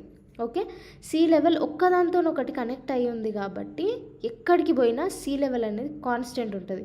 అందుకే మనము ల్యాండ్ని సీతోని బేస్ చేసుకొని మెజర్ చేస్తామన్నమాట. సో సీ లెవెల్తోని బేస్ చేసుకొని ఇక్కడ ఈ ల్యాండ్ ఎంత హైట్ ఉంది, మౌంటైన్స్ ఎంత హైట్ ఉన్నాయి, మౌంట్ ఎవరెస్ట్ ఎంత హైట్ ఉంది అనేది మనం మెజర్ చేస్తాం. సో అట్లా మనకి మౌంట్ ఎవరెస్ట్ అనేది 8,848 మీటర్స్ హైలో ఉంది, above sea level. So sea లెవెల్తో మెజర్ చేసినాం, చూసినారా. సో మౌంట్ ఎవరెస్ట్ అనేది highest mountain in the world. So దీని హైట్ వచ్చేసి 8,848 మీటర్స్, అంటే ఆల్మోస్ట్ 8.8 కిలోమీటర్స్. సో దీని ఎగ్జాక్ట్ ఏంటి అంటే 8848.86 మీటర్స్ అనమాట, రీసెంట్ దాని ప్రకారం అయితే. తర్వాత మనకి డీపెస్ట్ హోల్ అనేది కూడా ఉంది, దాన్ని మనం మరియానా ట్రెంచ్ అంటాం. సో ఇది మొత్తం పెసిఫిక్ ఓషన్లో మనకి డీపెస్ట్ పాయింట్ అనేది ఉంది. సో అది మరియానా ట్రెంచ్. మరియానా ట్రెంచ్ ఎంత డెప్త్ ఉంది, 11,022 మీటర్స్, అంటే ఆల్మోస్ట్ 11 కిలోమీటర్స్. అంటే ఏంది, ఒక మౌంట్ ఎవరెస్ట్ని రివర్స్ చేసి ఈ డెప్త్లో పెడితే ఇంకా మనకి ఆల్మోస్ట్ 2 కిలోమీటర్స్ మిగులుతుంది. అంత డెప్త్ మరియానా ట్రెంచ్ అనేది పసిఫిక్ ఓషన్లో మనకు కనిపిస్తుంది. ఓకే, సో ఇప్పుడు మనం కాంటినెంట్స్ గురించి కొంచెం డీటెయిల్డ్గా నేర్చుకుందాం. సో ఇంకొకటి, దీని కాంటినెంట్స్కి పోయే ముందు ఈ డబ్బాలో ఉన్నది నేర్చుకుందాము. మౌంట్ ఎవరెస్ట్ని ఫస్ట్ క్లైంబ్ చేసింది ఇండియా నుంచి అయితే తెన్జింగ్ నార్గే షెర్పా, న్యూజిలాండ్ నుంచి అయితే ఎడ్మండ్ హిల్లరీ. సో వీళ్ళు 29th మే 1953 అప్పుడు క్లైంబ్ చేసినారనమాట. సో ఫస్ట్ మౌంట్ ఎవరెస్ట్ ఎక్కింది వీళ్ళు. తర్వాత ఫస్ట్ ఉమెన్ వచ్చేసి జపాన్ ఆమె జుంకో తబాయ్ అనేసి 16th మే 1975 అప్పుడు ఈమె మౌంట్ ఎవరెస్ట్ ఎక్కింది. ఇండియా నుంచి ఫస్ట్ ఉమెన్ వచ్చేసి బచేంద్రి పాల్ 23rd మే 1984లో ఈమె క్లైంబ్ చేసింది. సో ఇక్కడ ఒకటి గమనించినారు common point, Edmund Hillary, Tenzing Norgay Sherpa May మంత్లో క్లైంబ్ చేసినారు. Junko Tabei first Japan woman, మళ్ళీ first Indian woman Bachendri Pal, వీళ్ళు కూడా మే మంత్లోనే క్లైంబ్ చేసినారు. అంటే మే మంత్ ఎందుకు సిగ్నిఫికెంట్ అంటే, మే మంత్లో మౌంట్ ఎవరెస్ట్ దగ్గర ఉన్న వెదర్ అనేది కాన్స్టెంట్, కొంచెం స్టేబుల్గా ఉంటుంది అనమాట. అందుకు మ్యాక్సిమం వెళ్ళే వాళ్ళు మే మంత్లో వెళ్తారు, వింటర్ సీజన్లో కూడా వెళ్తారు కొంతమంది. కాకపోతే మే మంత్లో స్టేబుల్గా ఉంటుంది కాబట్టి ఎక్కువ మే మంత్లో ప్రిఫర్ చేస్తారనమాట మౌంట్ ఎవరెస్ట్ ఎక్కడానికి. సో ఇప్పుడు మనం నెక్స్ట్ కాంటినెంట్స్ గురించి నేర్చుకుందాం. టోటల్గా మనకి 7 కాంటినెంట్స్ ఉన్నాయి. సో ఈ 7 కాంటినెంట్స్ అనేవి ల్యాండ్ వాటర్ బాడీస్తోని సపరేట్ అయ్యి ఉంటాయి అన్నమాట. సో ఇది మనము ఈ పిక్చర్ చూసి మనం నేర్చుకుందాము, సో దట్ మనకు కొంచెం క్లియర్గా అర్థమవుతుంది. సో ఇక్కడ చూడండి, మనకి 7 ల్యాండ్ మాసెస్ అనేవి ఉన్నాయి. ఓకే, సో దాంట్లో లార్జెస్ట్ అంటే ఏషియా, ఈ ఎల్లో కలర్ పార్ట్ ఉంది కదా, ఈ ఏషియా అనేది లార్జెస్ట్ కాంటినెంట్ అనమాట. ఓవరాల్గా 1/3 ఆఫ్ ద ఎర్త్ సర్ఫేస్ మొత్తం, ఎర్త్లో ల్యాండ్ ఏరియా మొత్తంలో ఏషియాకి ఉంది. 1/3 ఆఫ్ ల్యాండ్ ఏరియా అనమాట ఇదంతా. అండ్ ఇది ఈస్టర్న్ హెమిస్ఫియర్లో ఉంది. సో ఇక్కడ మనం ఒక లైన్ మధ్యలో ఒక లైన్ గీస్తే ఇది ఈస్ట్ లాగా డివైడ్ అవుతుంది, ఇది వెస్ట్ లాగా డివైడ్ అవుతుంది. మళ్ళీ ఈక్వేటర్ ఉంది కదా, ఈక్వేటర్ పైన నార్దర్న్ హెమిస్ఫియర్, కిందది సదర్న్ హెమిస్ఫియర్.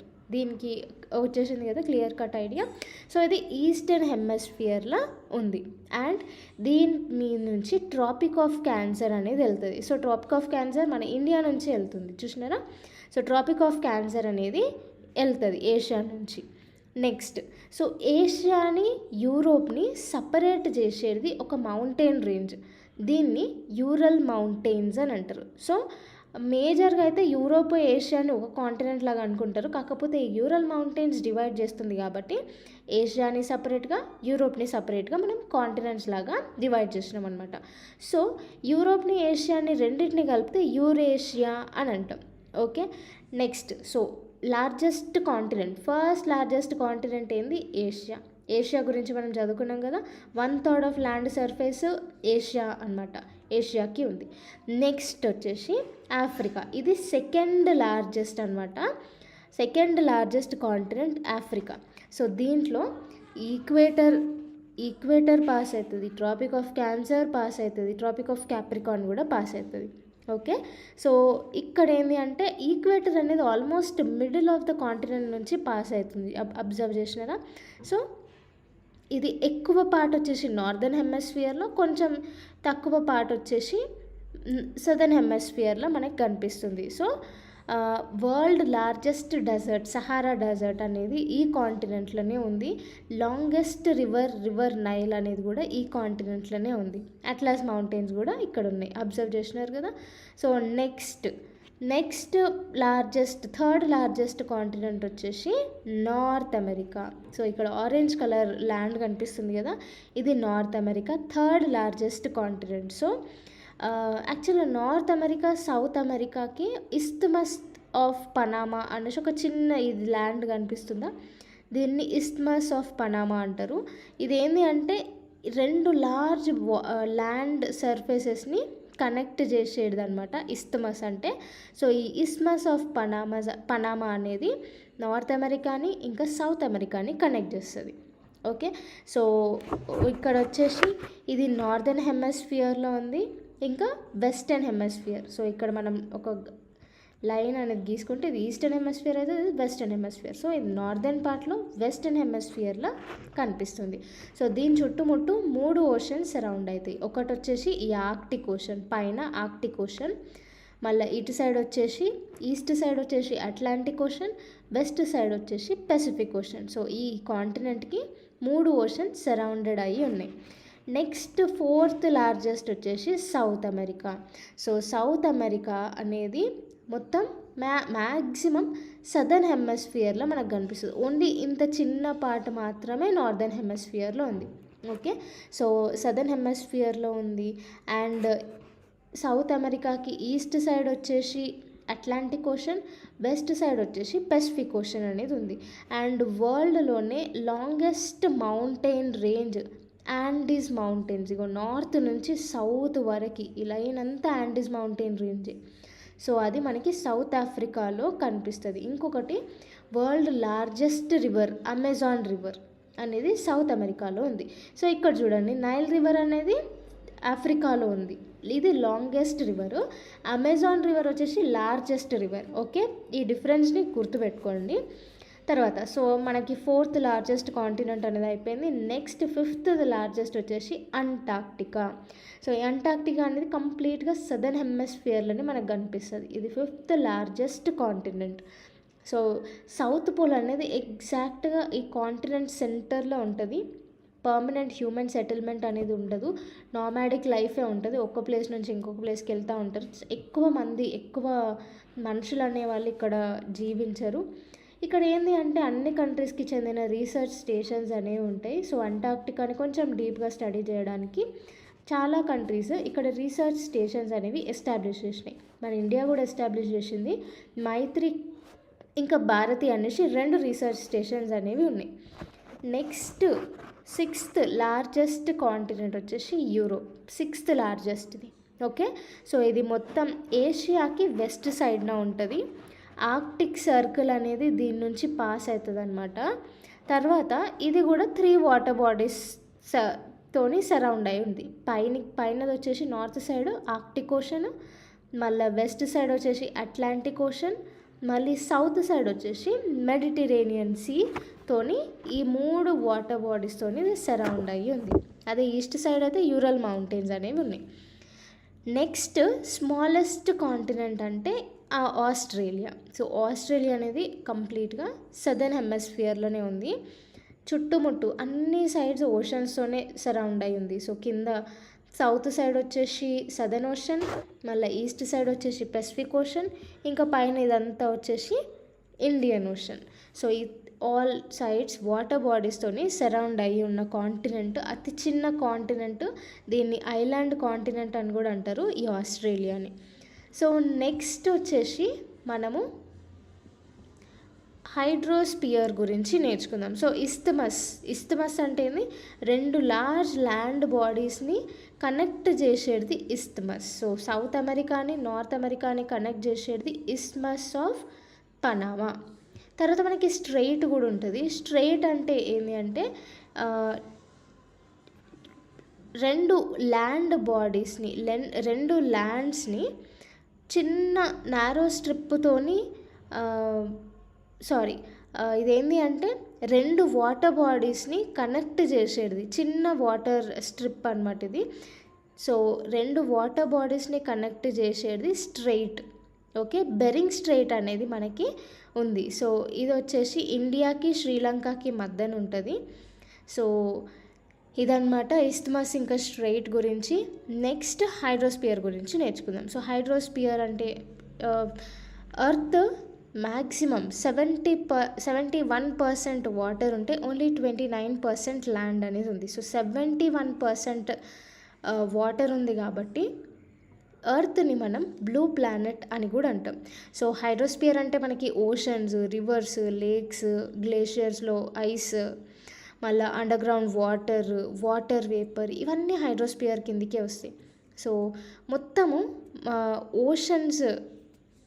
ఓషన్స్దే 97.5% మనకి ఓషన్ వాటరే ఉంటుంది. ఈ ఓషన్ వాటర్ అనేది తాగడానికి పనికిరాదు, ఎందుకంటే ఇది చాలా సాల్టీ ఉంటుంది అనమాట. హ్యూమన్స్ ఈ ఓషన్ వాటర్ని యూజ్ చేయలేరు. సో మనకి 97% ఓషన్ వాటర్ ఉన్నా కానీ మనము తాగలేము. ఓకే, ఫ్రెష్ వాటర్ అనేవి ఓన్లీ 2.5% ఉంది.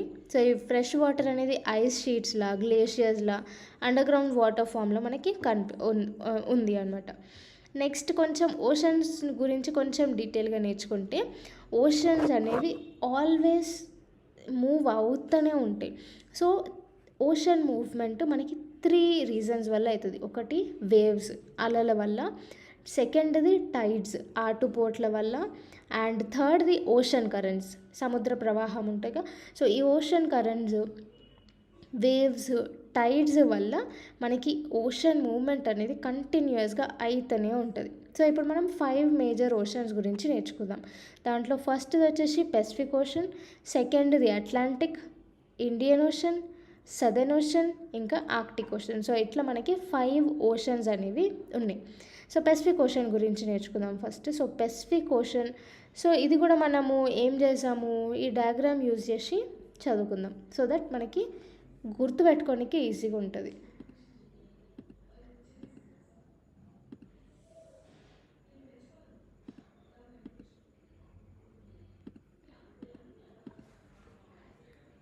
సో ఫస్ట్ది వచ్చేసి Pacific ocean. So Pacific ocean చూసినారా, ఇక్కడ మళ్ళీ దీని అవతల సైడ్ అంటే ఇదంతా ఆల్మోస్ట్ 1/3 ఆఫ్ ఎర్త్ సర్ఫేస్ అంతా పెసిఫిక్ ఓషన్ కవర్ చేసేసింది అనమాట. ఇది లార్జెస్ట్ ఓషన్. దీని సర్కిల్ వచ్చేసి రౌండ్ షేప్లో ఉంటుంది. సో ఇది సగం సర్కిల్, ఇది సగం సర్కిల్. ఓకే, రౌండ్ షేప్లో మనకు పెసిఫిక్ ఓషన్ కనిపిస్తుంది. సో ఈ పెసిఫిక్ ఓషన్లో మనకి డీపెస్ట్ పాయింట్ మరియానా ట్రెంచ్ అనేది ఉంది. ఈ డీపెస్ట్ పాయింట్ డెప్త్ ఎంత, 11,022 మీటర్స్, అంటే ఆల్మోస్ట్ 11 కిలోమీటర్స్ లోతు ఉంటుంది ఇది. అంటే ఒక మౌంట్ ఎవరెస్ట్ని మనం రివర్స్ పెట్టొచ్చు అనమాట ఈజీగా. పెట్టినా కానీ ఇంకా 2 కిలోమీటర్స్ చేంజ్ మిగులుతుంది. ఓకే, సో ఈ పెసిఫిక్ ఓషన్ సరౌండ్ చేసే కాంటినెంట్స్ వచ్చేసి ఏషియా, ఆస్ట్రేలియా, నార్త్ అమెరికా, ఇంకా South America. Next Atlantic ocean. So Atlantic ఓషన్లో మీరు ఇక్కడ గమనిస్తున్నారా, ఇట్లా వచ్చింది, అంటే ఎస్ షేప్ అనమాట. అట్లాంటిక్ ఓషన్ ఎస్ షేప్లో ఉంటుంది, పెసిఫిక్ ఓషన్ అనేది సర్కిల్ షేప్లో ఉంటుంది. సో అట్లాంటిక్ ఓషన్ అనేది సెకండ్ లార్జెస్ట్ ఓషన్. మళ్ళీ ఇది వచ్చేసి హైలీ ఇండెంటెడ్ కోస్ట్ లైన్ అనేది ఉంటుంది. అంటే ఈ అట్లాంటిక్ ఓషన్ని ఎక్కువ సొట్టబడినట్టు ఉంటుంది అనమాట ఈ అట్లాంటిక్ ఓషన్ కోస్ట్ లైన్ అంతా.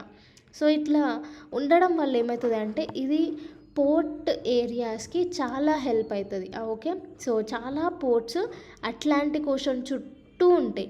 సో అందుకే ఈ అట్లాంటిక్ ఓషన్ అనేది బిజియెస్ట్ ఓషన్ అనమాట. కంటిన్యూస్గా ట్రేడ్, కామర్స్ అయితేనే ఉంటుంది అట్లాంటిక్ ఓషన్ మీద. ఎందుకు అంటే దీని కోస్ట్ లైన్ అనేది అంత మంచిగా ఉంటుంది అనమాట, హెల్ప్ఫుల్గా ఉంటుంది పోర్ట్స్ ఏరియాకి. నెక్స్ట్ వచ్చేసి Indian ocean. So Indian ocean అనేది ట్రయాంగిల్ షేప్లో మనకి ఉంటుంది. సో ఇది ఇండియన్ ఓషన్ అనేది మన కంట్రీ ఇండియా పేరు మీద అనమాట ఇండియన్ ఓషన్ అని పెట్టినారు. సో ఇది ట్రయాంగిల్ షేప్లో ఉంటుంది. నార్త్ సైడ్ ఏషియా, మళ్ళీ వెస్ట్ సైడ్ ఆఫ్రికా, ఇంకా ఈస్ట్ సైడ్లో ఆస్ట్రేలియా అనేది ఉంది. So Indian ocean. Next southern ocean. ఈ సదర్న్ ఓషన్ వచ్చేసి మనకి అంటార్క్టికాని చుట్టుముట్టు ఉంటుంది అనమాట ఈ సదర్న్ ఓషన్. సో ఇక్కడ నుంచి ఆల్మోస్ట్ ఇక్కడ 60 డిగ్రీ లాటిట్యూడ్ కనిపిస్తుంది కదా, ఈ 60 డిగ్రీ లాటిట్యూడ్ వరకు సదర్న్ ఓషన్ అనేది ఎక్స్టెండ్ అయ్యి ఉంటుంది. నెక్స్ట్ వచ్చేసి Arctic ocean. So Arctic ocean అనేది మనకి 5th లార్జెస్ట్ ఓషన్ అనమాట, స్మాలెస్ట్ ఓషన్ అని కూడా చెప్పొచ్చు. సో ఇది నార్త్ పోల్ చుట్టూ ఉంటుంది. సో ఇక్కడ మనకి ఆర్క్టిక్ ఓషన్ అనేది త్రూ బెరింగ్ స్ట్రెయిట్ పెసిఫిక్ ఓషన్తో కనెక్ట్ అయ్యి ఉంటుంది. ఓకే, సో ఇక్కడ బెరింగ్ స్ట్రెయిట్ ఉంటుంది.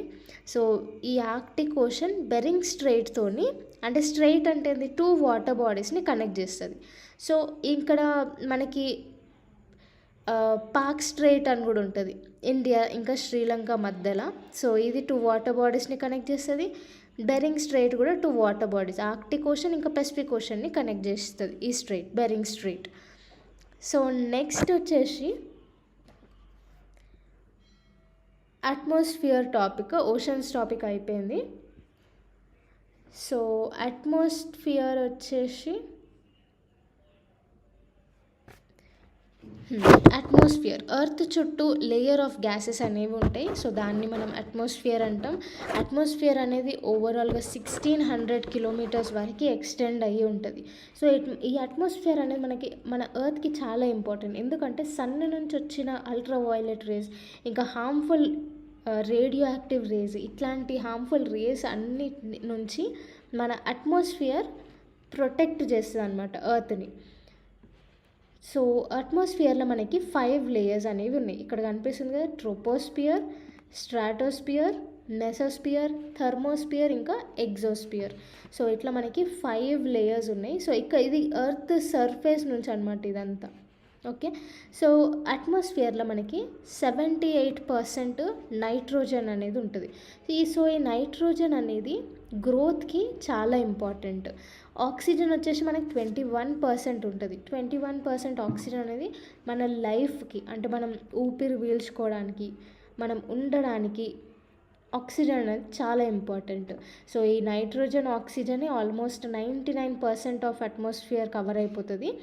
మిగతాది కార్బన్ డైఆక్సైడ్, మళ్ళీ ఆర్గాన్, అదర్ గ్యాసెస్ అన్నీ 1% వాల్యూమ్లో ఉంటాయి అన్నమాట. సో కార్బన్ డైఆక్సైడ్ కూడా మన ఎర్త్కి చాలా ఇంపార్టెంట్. ఎందుకు అంటే ఈ కార్బన్ డైఆక్సైడ్ అనేది ఎర్త్ నుంచి వచ్చే హీట్ని అబ్సార్బ్ చేసుకుంటుంది. అబ్సార్బ్ చేసుకొని ఎర్త్ని వామ్గా పెడుతుంది అనమాట. సో ఇది కూడా కార్బన్ డైఆక్సైడ్ కూడా ప్లాంట్ గ్రోత్కి చాలా ఇంపార్టెంట్. ఇది లిమిట్కి మించిపోతే మనకి హార్మ్ఫుల్, కానీ ఇది లిమిటెడ్లో ఉంటే చాలా ఎర్త్కి చాలా హెల్ప్ చేస్తుంది కార్బన్ డైఆక్సైడ్ కూడా. ఓకే, నెక్స్ట్ వచ్చేసి అట్మాస్ఫియర్ డెన్సిటీ. అట్మాస్ఫియర్ డెన్సిటీ అంటే mass by volume.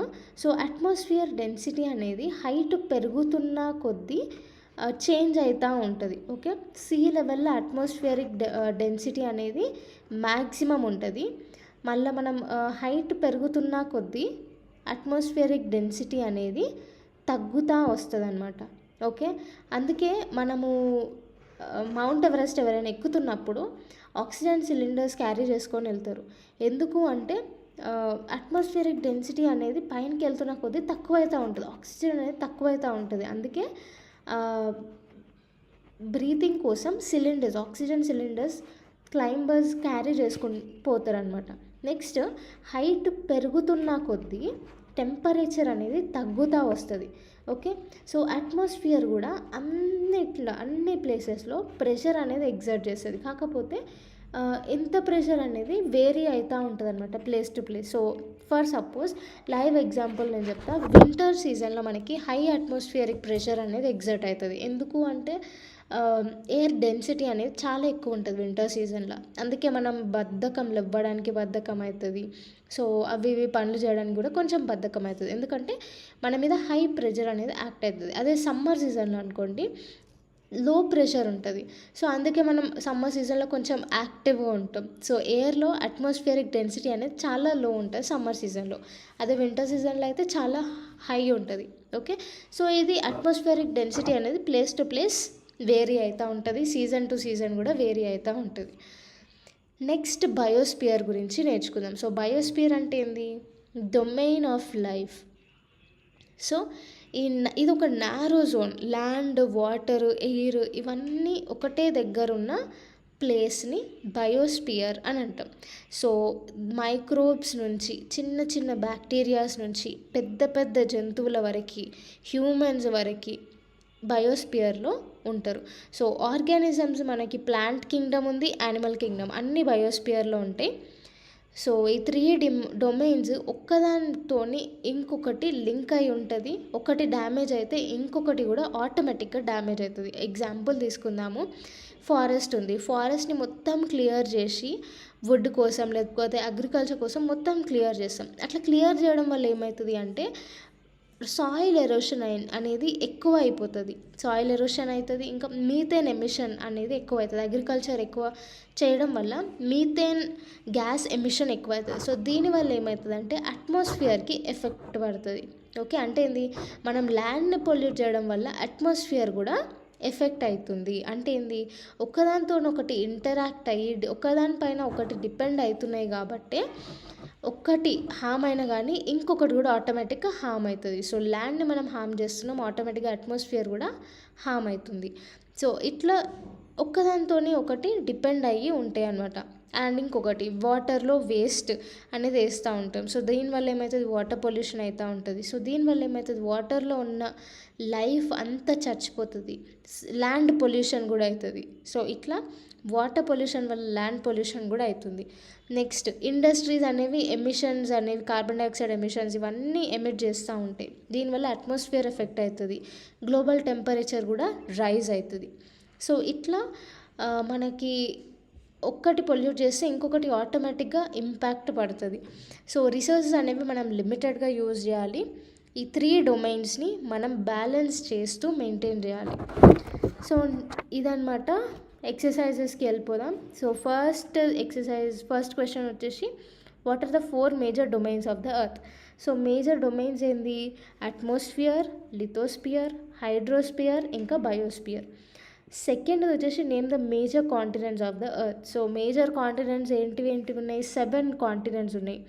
Asia, Africa, North America, South America, Antarctica, Europe, Australia ఇవన్నీ 7 మేజర్ కాంటినెంట్స్.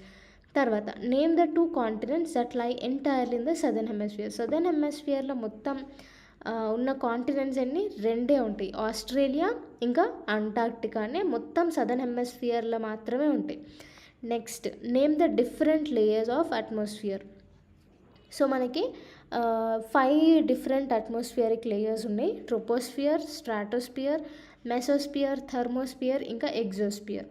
తర్వాత why is the earth called blue planet? Blue planet అని ఎందుకు అంటామంటే almost 71% of water ఉంది కాబట్టి ఎర్త్లో మనం blue planet అని అంటాం. Next why is the northern hemisphere called land hemisphere? So northern హెమిస్ఫియర్లోనే మనకి మ్యాక్సిమం కాంటినెంట్స్ అనేవి ఉంటాయి. అందుకే దీన్ని ల్యాండ్ హెమిస్ఫియర్ అని కూడా అంటాం.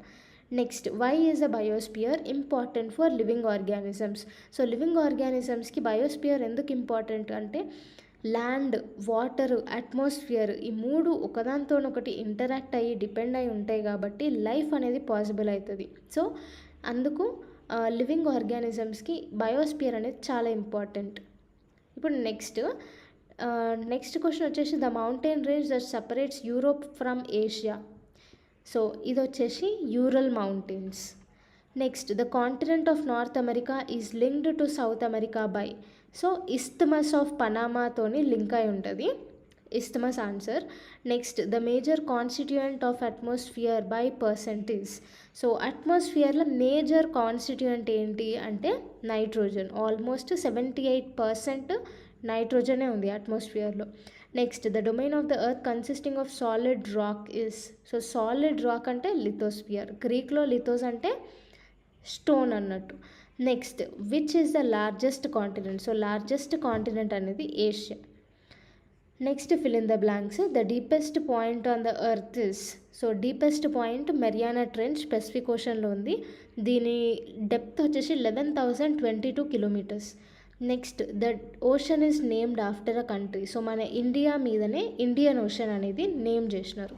Next, dash, the dash is the narrow contact zone of land, water and air, so land, water, air contact zone ఏంది biosphere. Next, the continent of Europe and Asia together is known as, so Europe ఏషియాని కలిపితే Eurasia.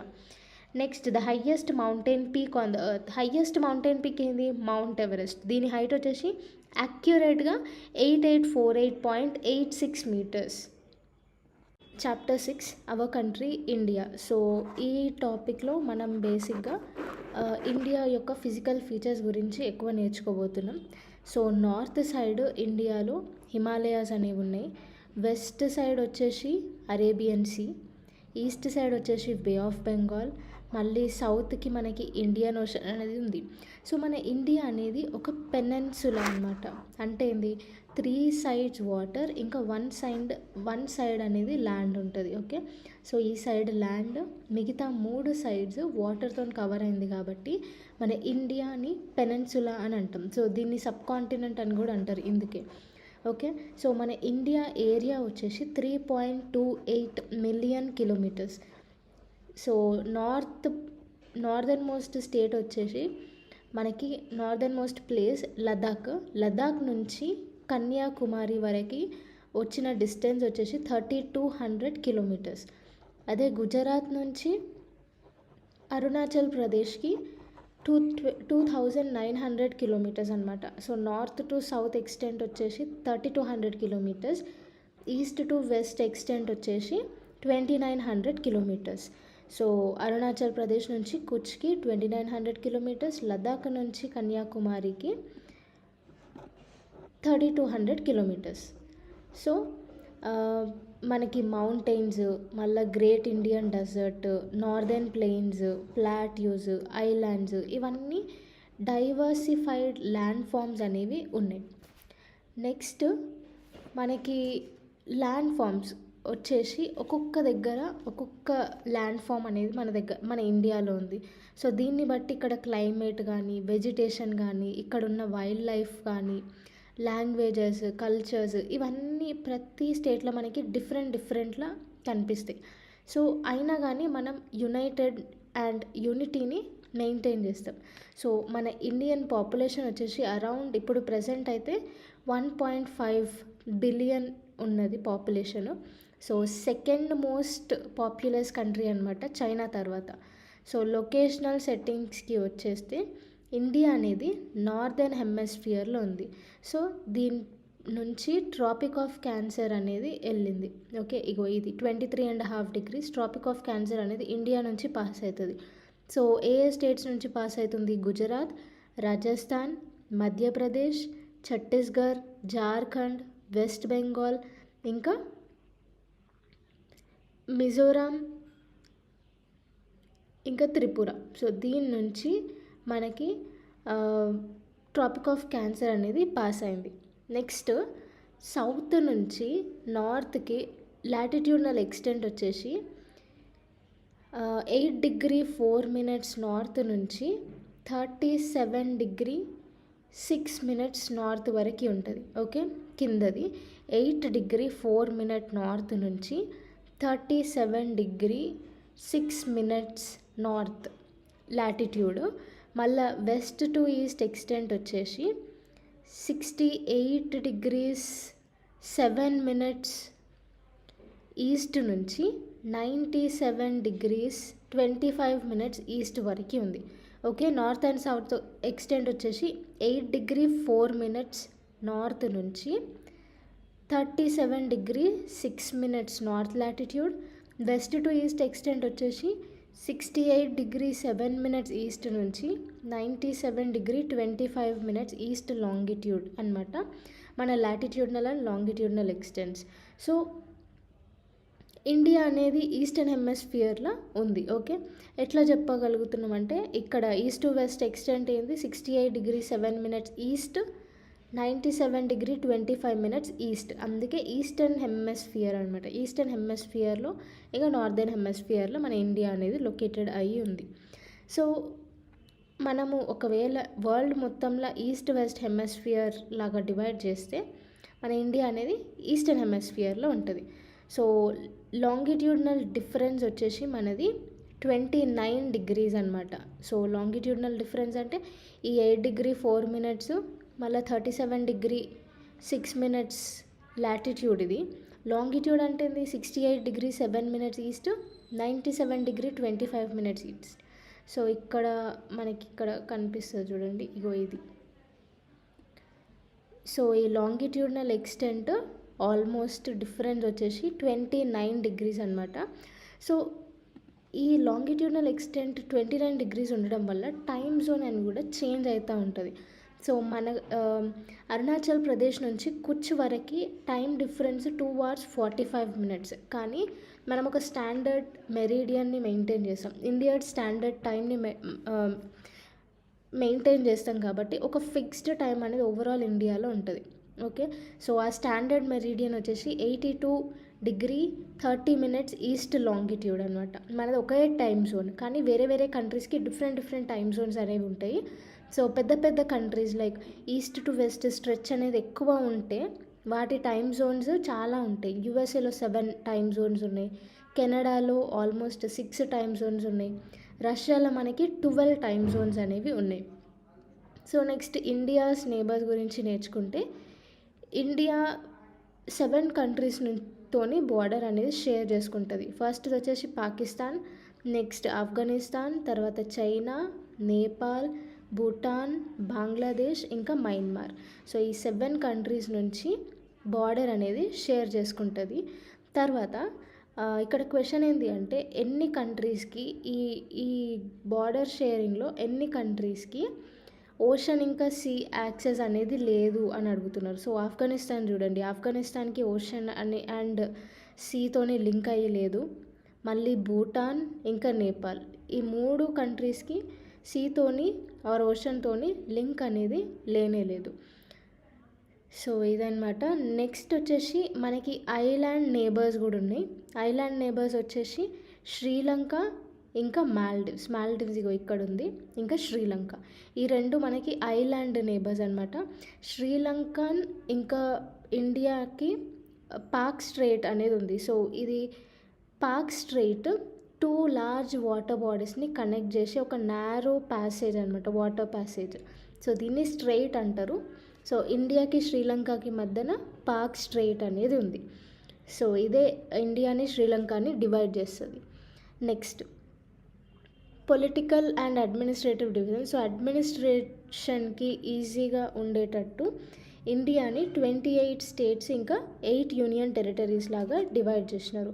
So మన capital వచ్చేసి Delhi. So ఈ states అన్నీ మేజర్గా లాంగ్వేజ్ని base చేసుకొని divide చేశారు అనమాట. నెక్స్ట్ ఫిజికల్ డివిజన్కి వస్తే మనకి డైవర్స్ ఫిజికల్ ఫీచర్స్ అనేవి ఉన్నాయి. సో దీంట్లో మనం ఫస్ట్ హిమాలయాస్ గురించి నేర్చుకుందాం. సో మనకి Himalayas, plateaus, plains, coastal areas, islands, ఇట్లా డిఫరెంట్ ఫిజికల్ ఫీచర్స్ అనేవి ఉన్నాయి. సో హిమాలయ అంటే హిమ్ ప్లస్ ఆలయ, అంటే హిమాలయాస్ యొక్క ఇల్లుని మనం హిమ్ ఆలయ అని అంటాం. సో హిమాలయాస్లో 3 డివిజన్స్ ఉన్నాయి. ఫస్ట్ వచ్చేసి గ్రేటర్ హిమాలయాస్ లేదా హిమాద్రి అని కూడా అంటాం.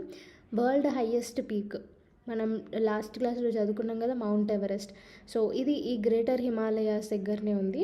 దీని మౌంట్ ఎవరెస్ట్ హైట్ వచ్చేసి 8848.86 meters. తర్వాత మిడిల్ హిమాలయాస్ని హిమాచల్ అని కూడా అంటారు.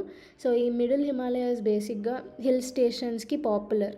తర్వాత లోవర్ హిమాలయాస్ని శివాలిక్స్ అని కూడా అంటారు. ఇది కంప్లీట్గా సౌత్ ఆఫ్ హిమాలయాస్ ఉంటుంది. సో ఇది వచ్చేసి శివాలిక్స్. సో ఇదన్నమాట 3 మేజర్ డివిజన్స్ హిమాలయాస్ గురించి. Next northern plains. సో ఈ ఏరియా ఈ గ్రీన్ పార్ట్ ఏరియా మొత్తం నార్దర్న్ ప్లెయిన్సే అనమాట. సో నార్దర్న్ ప్లెయిన్స్ అనేవి హిమాలయాస్కి సౌత్న ఉంటాయి. ఇదంతా northern plains. So Indus, Ganga, Brahmaputra, ఇంకా వాటి ట్రిబ్యూటరీస్ అంటే ఉపనదులు. సో వాటి ట్రిబ్యూటరీస్ ఇవన్నీ హిమాలయాస్ నుంచి ఫ్లో అవ్వుకుంటూ వచ్చి మినరల్స్, ఎక్కువ ఫర్టైల్ శాండ్ని ఇక్కడ డిపాజిట్ చేసి వెళ్ళిపోతాయి. ఆ ఫర్టైల్ సాయిల్ని అలువియల్ సాయిల్ అని కూడా అంటారు. సో ఈ ఫర్టైల్ సాయిల్ ఇక్కడ నార్దర్న్ ప్లెయిన్స్లో రివర్స్ డిపాజిట్ చేయడం వల్ల ఇక్కడ కల్టివేషన్ అనేది ఎక్కువ జరుగుతుంది, అగ్రికల్చర్ అనేది ఎక్కువ జరుగుతుంది. అందుకే నార్దర్న్ ప్లెయిన్స్లో అగ్రికల్చర్ అనేది చాలా సక్సెస్ఫుల్ అవుతుంది, ఎందుకంటే ఫర్టైల్ ఏరియా ఉంటుంది కాబట్టి. సో అందుకే ఈ నార్దర్న్ ప్లెయిన్స్లో పాపులేషన్ అనేది చాలా ఎక్కువ కాన్సన్ట్రేట్ అయ్యి ఉంటుంది. పాపులేషన్ అనేది ఎక్కువ ఉంటుంది నార్దర్న్ ప్లెయిన్స్లో. ఇక్కడ రోడ్స్, రైల్వేస్ కన్స్ట్రక్షన్ కూడా చాలా ఈజీగా ఉంటుంది. నెక్స్ట్ వెస్టర్న్ పార్ట్ ఆఫ్ ఇండియాకి వస్తే మనకి గ్రేట్ ఇండియన్ డెజర్ట్ అనేది ఉంది. సో ఈ గ్రేట్ ఇండియన్ డెజర్ట్ వేడిగా, డ్రై, మొత్తం శాండీ ఉంటుంది. చాలా తక్కువ వెజిటేషన్ అనేది ఉంటుంది. నెక్స్ట్ నార్దర్న్ ప్లెయిన్స్కి కొంచెం సౌత్ను వస్తే మనకి పెనిన్సులార్ ప్లాట్యూస్ అనేవి కనిపిస్తాయి. ఇవి బేసిక్గా ట్రయాంగిల్ షేప్లో ఉంటాయి. సో ఈ పెనిన్సులార్ ప్లాట్యూస్ అనేవి మినరల్స్ ఇంకా ఐరన్ ఓర్కి చాలా ఫేమస్ అనమాట. సో రిచ్గా ఉంటాయి. ఐరన్ ఓర్ ఇంకా మినరల్స్ అనేవి ఎక్కువ కాన్సన్ట్రేట్ అయి ఉంటాయి ఈ ప్లాట్యూ రీజియన్స్లో. సో దీంట్లో మనకి చాలా హిల్ రేంజెస్ ఇంకా వ్యాలీస్ కూడా కనిపిస్తాయి. So Vindhya and Satpura, Vindhya range, Satpura range Deccan ప్లాట్యూకి సంబంధించినవి. సో ఇక్కడ మనకి నర్మదా, తాపీ కూడా కనిపిస్తాయి. ఈ రేంజెస్ మధ్య నుంచి ఫ్లో అవ్వుకుంటూ పోతాయి అన్నమాట. సో ఈ రెండే వెస్ట్ ఫ్లోయింగ్ రివర్స్. మిగతావన్నీ ఈస్ట్ సైడ్ ఫ్లో అయ్యి బే ఆఫ్ బెంగాల్లో కలిసిపోతే నర్మదా ఇంకా తాపీ రివర్స్ మాత్రమే వెస్ట్కి ఫ్లో అయ్యి అరేబియన్ సీలో కలిసిపోతాయి. నెక్స్ట్ మనకి ఇక్కడ అరావళి రేంజెస్ అనేవి ఉన్నాయి. సో ఇవి వరల్డ్లోనే ఓల్డెస్ట్ రేంజెస్. సో రేంజెస్ అంటే చైన్ ఆఫ్ మౌంటైన్స్ అనమాట. సో వరల్డ్లోనే ఓల్డెస్ట్ రేంజెస్ అరావళి రేంజెస్ అనేవి ఇక్కడ ఉంది. Next plateau borders. మనకి ప్లాట్యూస్ని ప్రొటెక్ట్ చేయడానికి వెస్టర్న్ ఘాట్స్, ఈస్టర్న్ ఘాట్స్ అనేవి ఉన్నాయి. సో వెస్టర్న్ ఘాట్స్ని సహ్యాద్రీస్ అని కూడా అంటారు. సో ఇవి కంటిన్యూస్గా ఉంటాయి. కాకపోతే ఈస్టర్న్ ఘాట్స్ చూడండి, బ్రౌన్ లైన్ మీరు అబ్జర్వ్ చేస్తే కంటిన్యూస్ లేవు, డిస్కంటిన్యూస్ ఉన్నాయి, బ్రోకెన్ ఉన్నాయి, అన్ఈవెన్ ఉన్నాయి.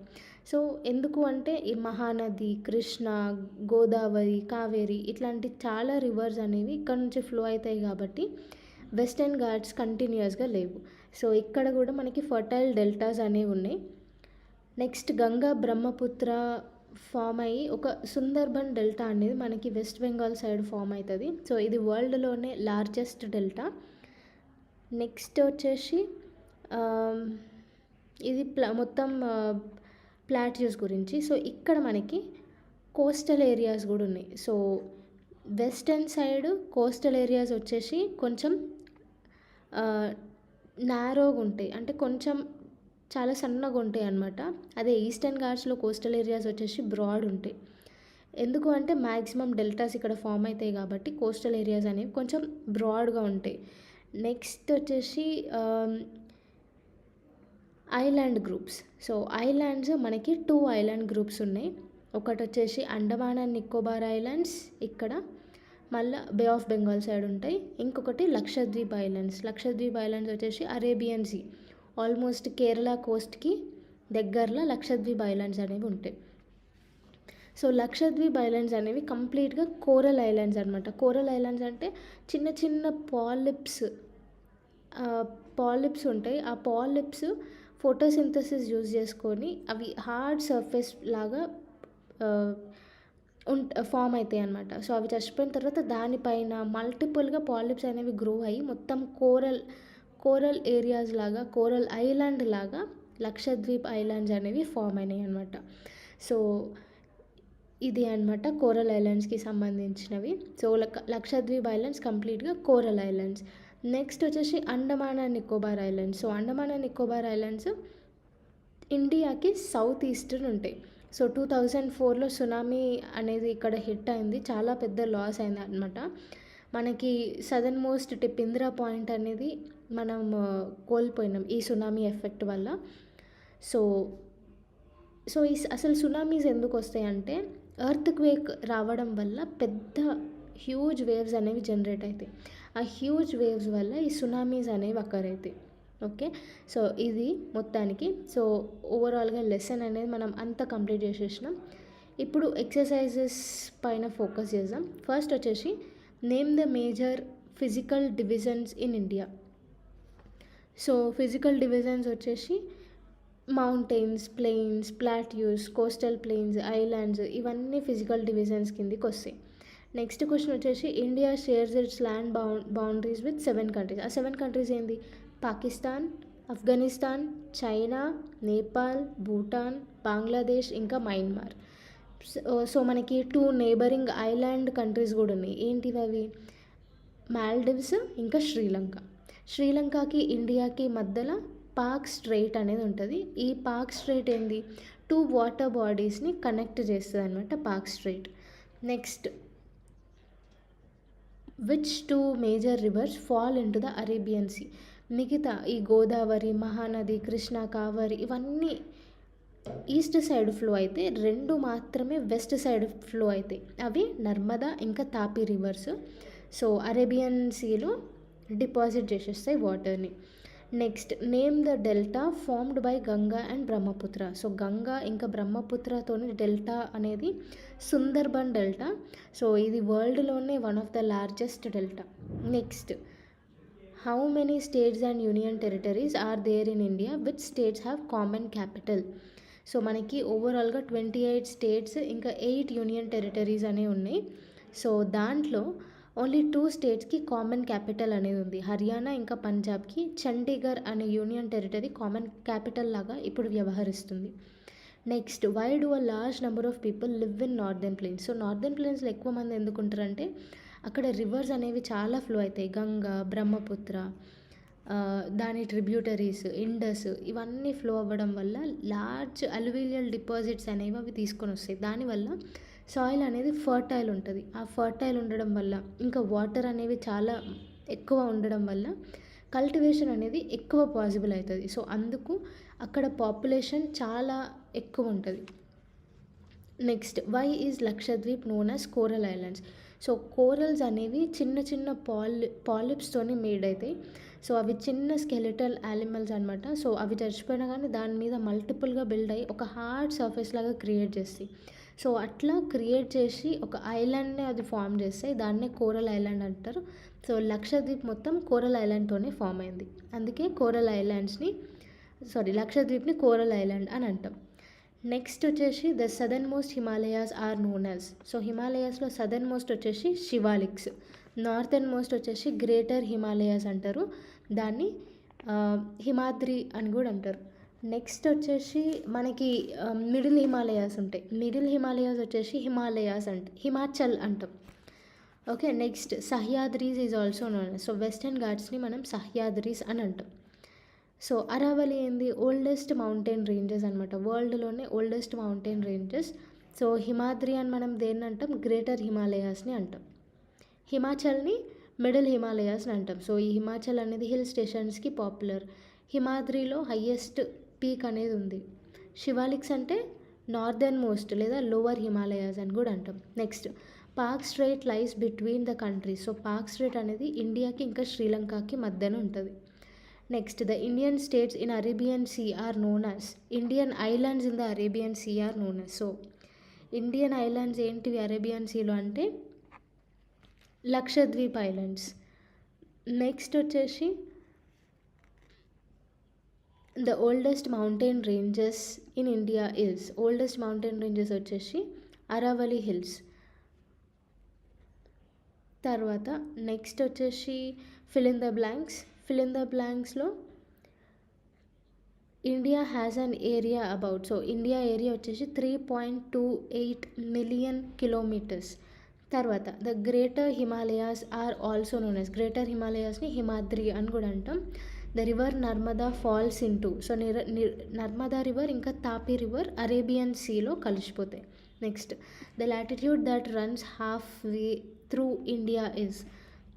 సో ఇండియాకి లాటిట్యూడ్ వచ్చేసి tropic of Cancer 23.5 degree north latitude, almost middle of the country నుంచి పాస్ అవుతుంది.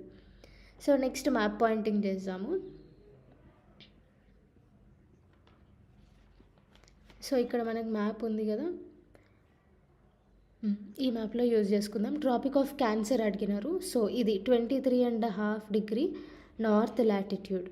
ఓకే, సో ఈ tropic of Cancer latitude almost కంట్రీకి మిడిల్ నుంచి పోతుంది. తర్వాత ఇండియన్ స్టాండర్డ్ మెరిడియన్ టైం అడిగినారు. 82.5 డిగ్రీ ఈస్ట్ లాంగిట్యూడ్. సో ఇక్కడ 80 డిగ్రీస్ ఉంది, 88 ఉంది. సో ఇక్కడ నుంచి అనమాట ఆల్మోస్ట్. సో ఇక్కడ నుంచి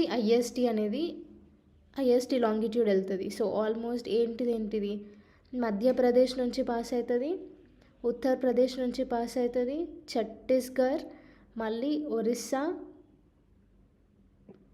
తర్వాత ఆంధ్రప్రదేశ్ నుంచి పాస్ అవుతూ మన Indian standard meridian time longitude అనేది వెళ్తుంది.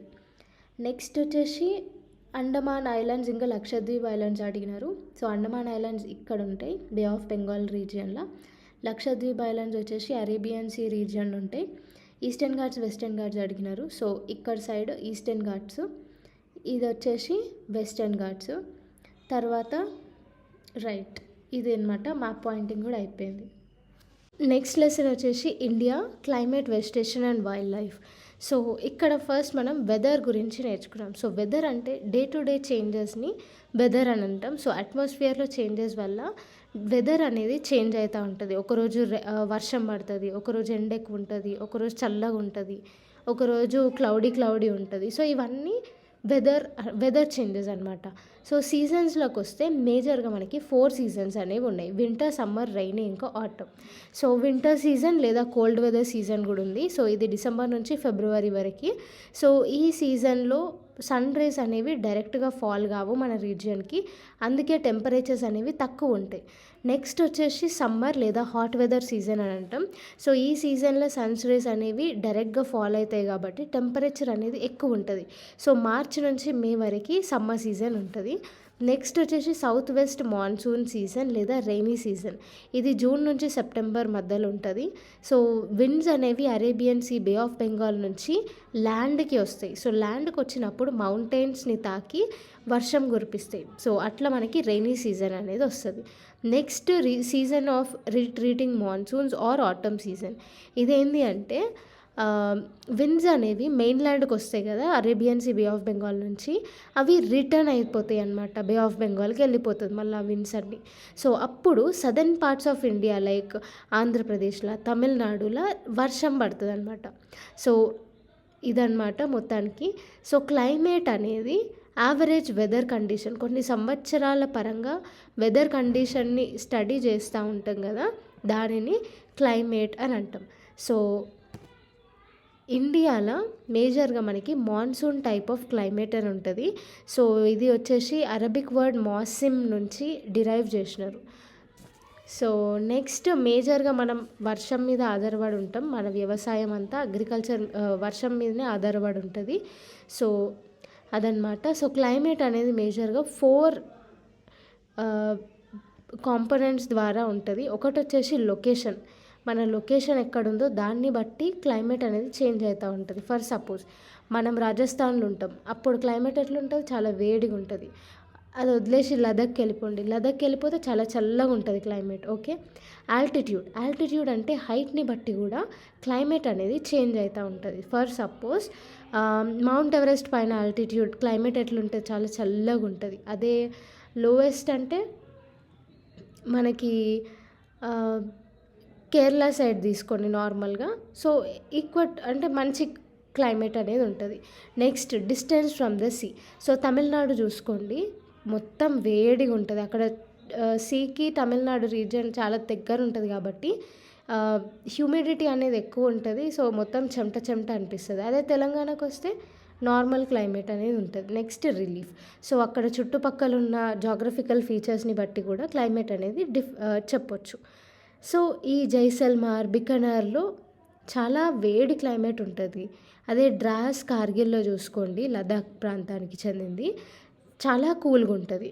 అదే కోస్టల్ ఏరియాస్లో చూసుకోండి, కోస్టల్ ఏరియాస్లో మళ్ళీ వేరే వేరే టైప్ ఆఫ్ మోడరేట్ క్లైమేట్ ఉంటుంది. సో ముంబై, కోల్కతా రీజియన్స్లో క్లైమేట్ అనేది మోడరేట్గా ఉంటుంది. సో ఇట్లా అనమాట.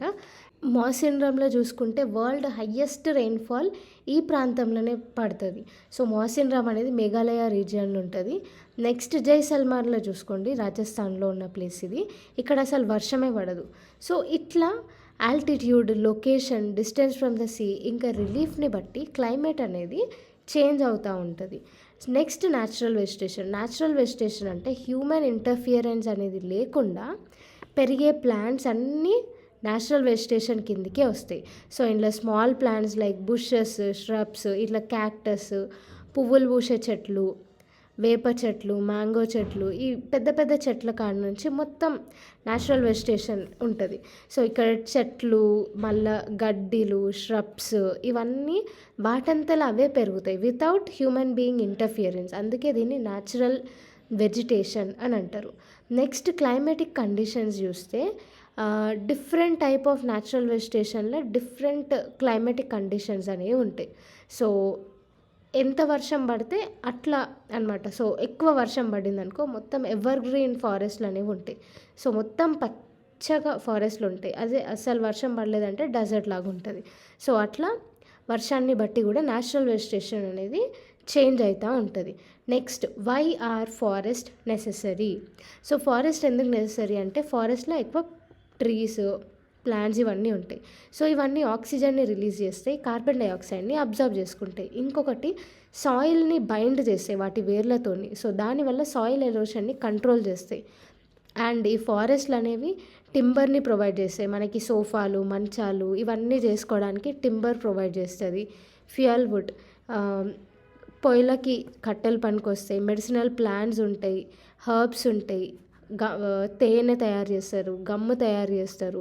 ఇట్లా డిఫరెంట్ డిఫరెంట్ ప్రోడక్ట్స్ అన్నీ తయారు చేస్తారు ఫారెస్ట్ల నుంచి. సో మెల్లమెల్లగా ఏమైంది అంటే ఎక్కువ ఓవర్ యూసేజ్ వల్ల అగ్రికల్చర్ కానీ ల్యాండ్ ఎక్స్పాన్షన్ వల్ల ఫారెస్ట్లు అనేవి డిస్ట్రాయ్ చేయడం స్టార్ట్ చేసినారు. అట్లా న్యాచురల్ వెజిటేషన్ మొత్తం పోయింది. చెట్లను నరకడం, ప్లాంట్స్ అన్నీ నరకడం, ఇవన్నీ చేసినారు. సో ఇట్లా ఇప్పుడు మళ్ళీ ఫారెస్ట్ దీనివల్ల క్లైమేట్ చేంజ్ కానీ సాయిల్ పొల్యూషన్, వాటర్ పొల్యూషన్, ఇట్లాంటి డిఫరెంట్ డిఫరెంట్ పొల్యూషన్స్ అవన్నీ అవుతున్నాయి. అందుకు మళ్ళీ న్యాచురల్ వెజిటేషన్ని సెక్యూర్ చేయడం కోసం చెట్లను ఎక్కువ పెంచుతున్నారు. మళ్ళీ వన్ మహోత్సవ్ లాంటి ప్రోగ్రామ్స్ కూడా స్టార్ట్ చేసినారు. నెక్స్ట్, వైల్డ్ లైఫ్ గురించి చూద్దాం. సో ఫారెస్ట్లోనే డిఫరెంట్ డిఫరెంట్ వైల్డ్ లైఫ్స్ అనేవి ఉంటాయి. సుమారు 1000కి పైగా వైల్డ్ లైఫ్స్ అనేవి ఫారెస్ట్లో కనిపిస్తాయి. యానిమల్ స్పీషీస్ కానీ, reptiles, birds, mammals, worms, insects ఇవన్నీ ఫారెస్ట్లో ఉంటాయి. సో మన నేషనల్ యానిమల్ వచ్చేసి టైగర్ అనమాట. సో ఈ టైగర్ వచ్చేసి గిర్ నేషనల్ పార్క్, గిర్ ఫారెస్ట్లో గుజరాత్లో ఉంటుంది. సో ఈ గిర్ ఫారెస్ట్లు అనేది హోమ్ ఆఫ్ ఏషియాటిక్ లయన్స్ అనమాట. నెక్స్ట్ వచ్చేసి మనకి అస్సాంలో ఎలిఫెంట్స్, ఇంకా 1 హార్న్ రైనోసార్స్ కనిపిస్తాయి. కేరళ ఇంకా కర్ణాటకలో ఎలిఫెంట్స్ ఎక్కువ కనిపిస్తాయి. గ్రేట్ ఇండియన్ డెజర్ట్ ఇంకా రాన్ ఆఫ్ కచ్లో వైల్డ్ యాసెస్, అదే అడవి గాడిద, మళ్ళీ క్యామెల్స్ ఎక్కువ కనిపిస్తాయి. హిమాలయన్ రీజియన్స్లో వైల్డ్ గోట్స్, లెపర్డ్, బియర్స్ ఇవన్నీ కనిపిస్తాయి. సో బర్డ్ లైఫ్కి వస్తే మన ఇండియా అనేది చాలా రిచ్ అనమాట బర్డ్ లైఫ్లో. సో నేషనల్ బర్డ్ వచ్చేసి పికాక్. సో ప్యారెట్, పీజియన్, మైనా, గీస్, బుల్బుల్, డక్స్ ఇవన్నీ కూడా వేరే బర్డ్స్ అనేవి ఎక్కువ మనకు కనిపిస్తాయి. సో బర్డ్స్ని ప్రొటెక్ట్ చేయడం కోసం బర్డ్ శాంచురీస్, న్యాచురల్ హ్యాబిటాట్స్ ఇవన్నీ తీసుకొని వచ్చిర్రు. మన ఇండియాలో రెప్టైల్స్ చూసుకుంటే అరౌండ్ 700కి పైగా ఎక్కువ రెప్టైల్స్ ఉన్నాయి, స్నేక్స్. దాంట్లో ఇంపార్టెంట్ వచ్చేసి కోబ్రా అంటే నాగపాము, ఇంకా క్రైట్స్, ఇంకా ఇది ఏమో క్రైట్స్ ఏమో కట్లపాము అనమాట. సో కోబ్రా ఇంకా క్రైట్స్ అనేవి ఎక్కువ ఇంపార్టెంట్. సో ఫారెస్ట్ని కట్ చేయడం, హంట్ చేయడం వల్ల వైల్డ్ లైఫ్ అనేది మొత్తం తక్కువైపోయింది. చాలా స్పీషీస్ ఎక్స్టెంట్ అయిపోయినాయి. సో దీన్ని ప్రొటెక్ట్ చేయడానికి national parks, sanctuaries, biosphere reserves ఇవన్నీ తీసుకొని వచ్చారు. గవర్నమెంట్ కూడా ప్రాజెక్ట్ టైగర్, ప్రాజెక్ట్ ఎలిఫెంట్ ఇవన్నీ కూడా తీసుకొని వచ్చింది. ఇప్పుడు ఎక్సర్సైజెస్ స్టార్ట్ చేద్దాం. ఫస్ట్ క్వశ్చన్ వచ్చేసి which winds bring rainfall in India? Why is it so important? So మనకి సౌత్ వెస్ట్ మాన్సూన్ విండ్స్ అనేవి రెయిన్ఫాల్ తెస్తాయన్నమాట ఇండియాకి. ఇవి అరేబియన్ సీ ఇంకా బే ఆఫ్ బెంగాల్ నుంచి ఈ విండ్స్ వచ్చి మౌంటైన్కి స్ట్రైక్ అయ్యి వర్షాలు పడడం స్టార్ట్ అవుతాయి. Next, name the different seasons in India. So మనకి వింటర్ సీజన్ డిసెంబర్ నుంచి ఫిబ్రవరి వరకు ఉంటుంది. Summer season March to May. Atom వచ్చేసి అక్టోబర్ నుంచి నవంబర్. ఇంకా రైనీ సీజన్ ఏమో జూన్ టు సెప్టెంబర్ వరకు ఉంటాయి. Next, what is natural vegetation? Natural vegetation అంటే హ్యూమన్ ఇంటర్ఫియరెన్స్ లేకుండా న్యాచురల్గా పెరిగే అన్నిటినీ న్యాచురల్ వెజిటేషన్ అని అంటాం. సో చెట్లు ఇవన్నీ న్యాచురల్ వెజిటేషన్ అనమాట. Next, the world highest rainfall occurs in. So world highest rainfall వచ్చేసి మౌసిన్ రామ్, మేఘాలయలో ఒక ప్లేస్ అనమాట ఇది. సో ఇక్కడ ఎక్కువ వర్షం నమోదవుతుంది.